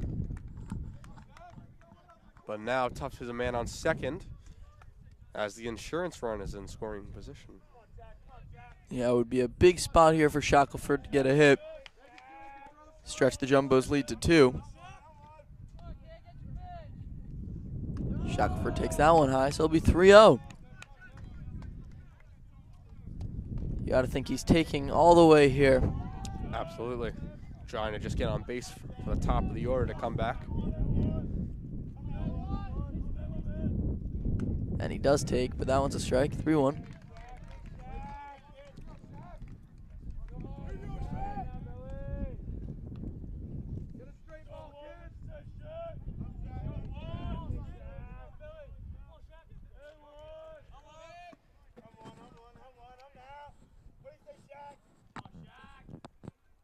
Shackelford will hit this one, and that's going to be a base hit.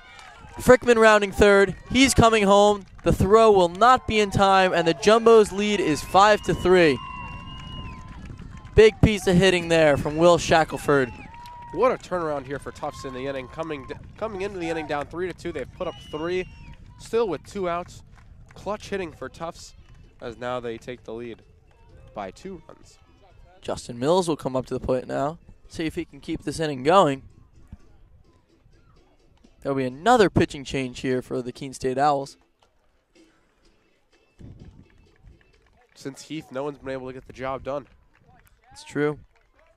We'll see who this new pitcher is. Looks to be number 1, Connor Johnson, a senior from Windsor, Connecticut.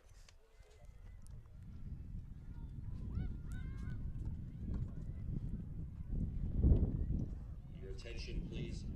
Now pitching for the Keene State College Owls, number 1, Connor Johnson.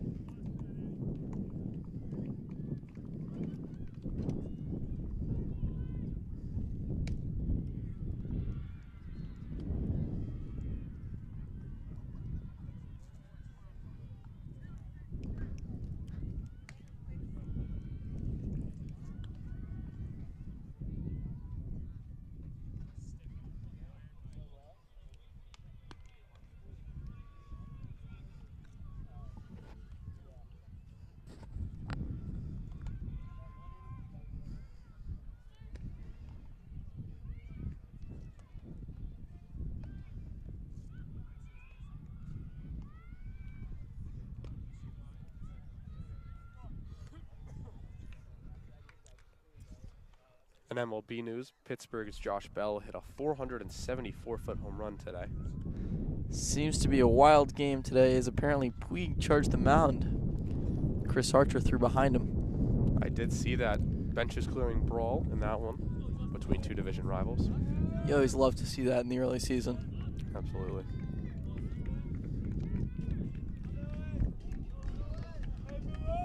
Both teams looking to be more competitive this year than they have been in the last few years, but on to the matter at hand, as it's Jason Mills who comes up to bat once again. Mills having a good day at the plate today.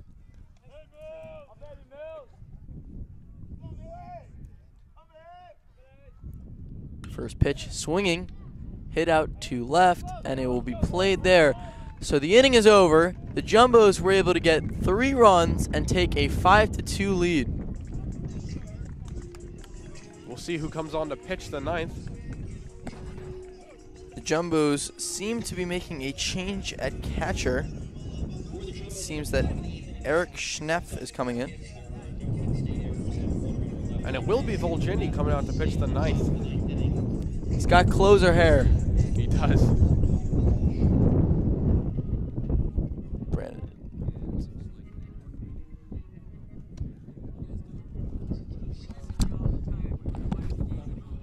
Oh, thank you. Thank you. Thanks, will do.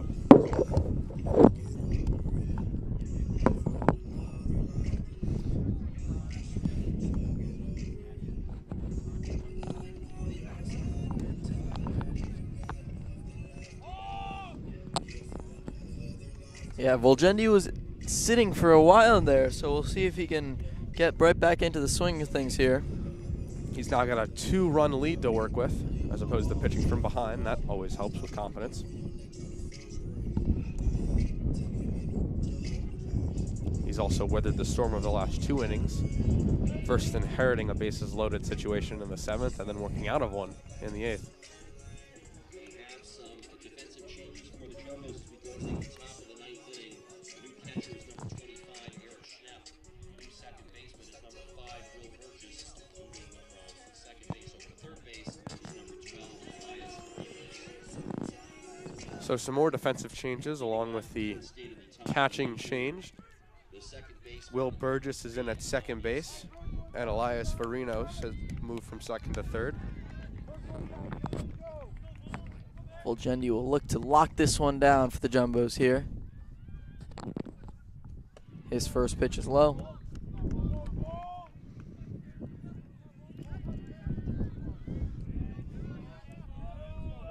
Volgendi will face the top of the lineup here. I'll be in there for a strike.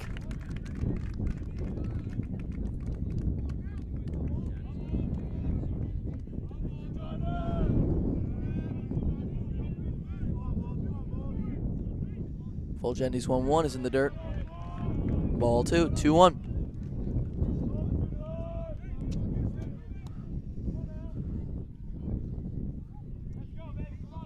Miusi, the leadoff hitter, has been on base today. That one's going to be skied to right center field.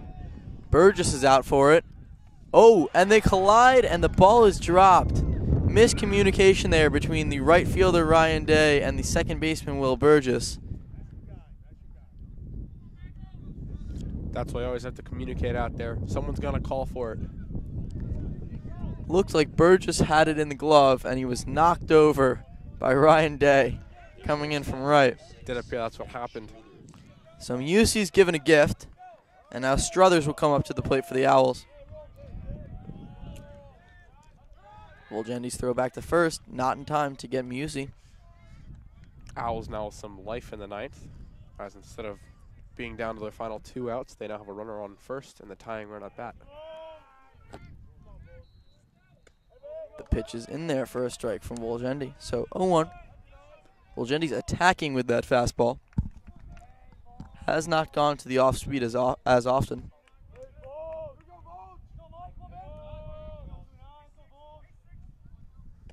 Another fastball in for a strike. 0-2.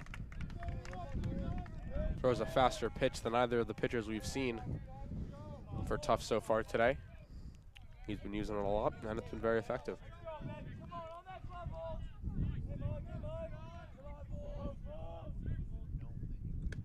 And that one just misses. Volgendi trying to get the outside corner there. Was not given the call from the umpire. So 1-2.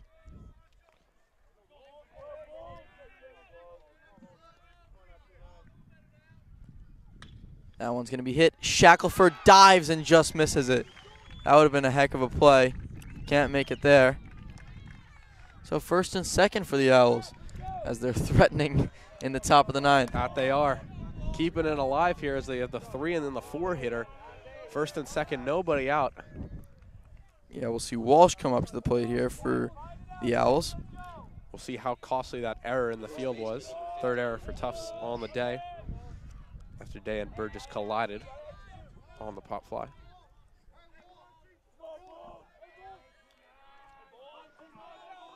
Walsh will be hacking for sure, the 3-hitter as you mentioned. Volgendi's first pitch, fastball in there for a strike. And I wonder, Volgendi's pitch count getting a little up. If he runs into any more trouble here, do you take him out and put in another pitcher? It's a tough decision. Can't see from there. Does appear to be some action in the Tufts bullpen. Got to think that they've kind of committed to Volgendi pitching here. And this one's going to be grounded up the middle. That's going to go for a base hit. Mills will field it. He'll throw in, but the run scores. So first and second, no outs. The Owls now trail 5-4.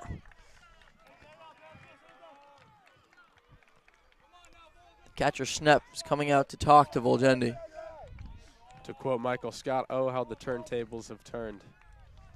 Yeah, it's that play where Burgess and Day collided seemed to have shifted the tides. We'll see if Volgendi can stop that. Really has been back and forth.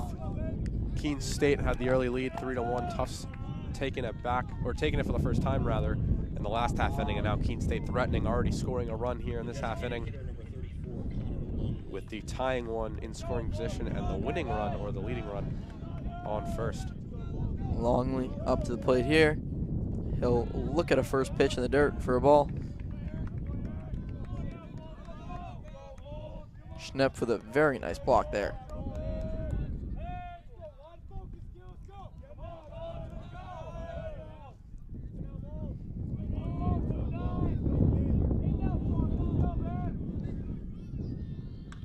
That one's going to be popped up foul, out of play. You know, they brought Schnepp in for this inning, had not played in the game. You got to think it was a defensive substitution. He just showed why there. That was a really nice block in the dirt. Absolutely.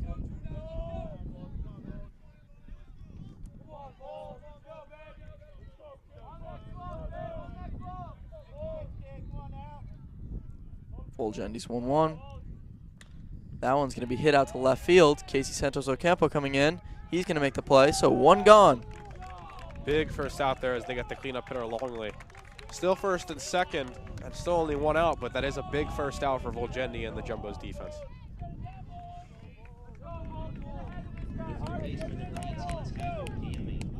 Gammy comes up to the plate now.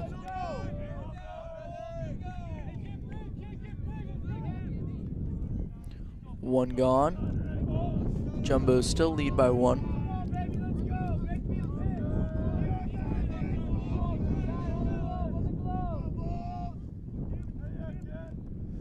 Volgendy's pitch is taken low and outside.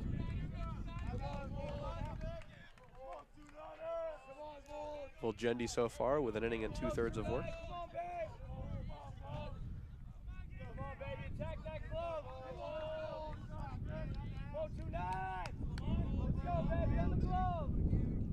The 1-0. That one's going to be a strike. So 1-1.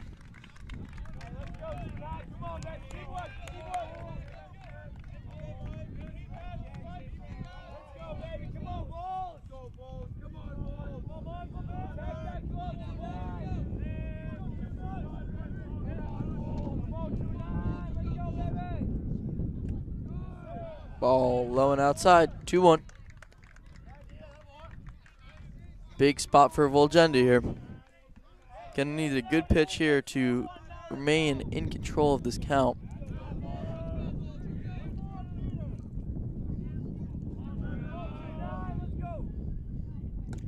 Oh, we taken high, so 3-1. A walk here would be not great for Volgendy. Loading up the bases, he would have his third straight inning of work with a bases loaded situation. Yeah, he's worked in high pressure situations his whole outing today. Absolutely. That's going to be a strike, so 3-2. Gammy thought he was taking first base, but it was right down the middle. Umpire wasn't fooled by Gammy's attitude. Full count now.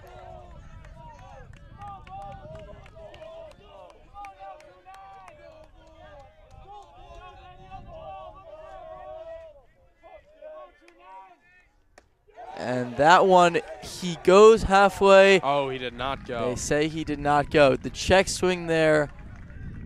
Tufts bench appealing, and they say he did not go around. So bases loaded, one out. The Jumbos are up by one.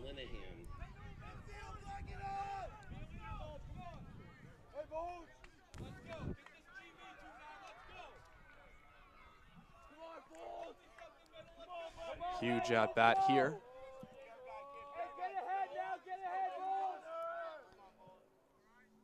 Volgendy's pitch leaves left outside. So 1-0. Linehan takes ball one.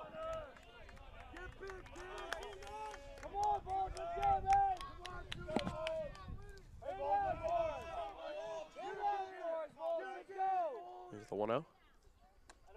Volgendy's pitch is in for a strike, so 1-1.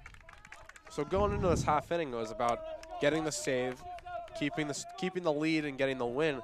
Now it's just about damage control. Still about getting the win, but at first you have to deal with the bases loaded situation with only one out. Yeah, this is as big of a batter as it gets. Volgendy needs this one, and that helps. 1-2 on that strike. Really good pitch there. Fastball on the outside. Got him. 2 strikes, 1 ball. Mike Volgendi. 1-2 pitch here.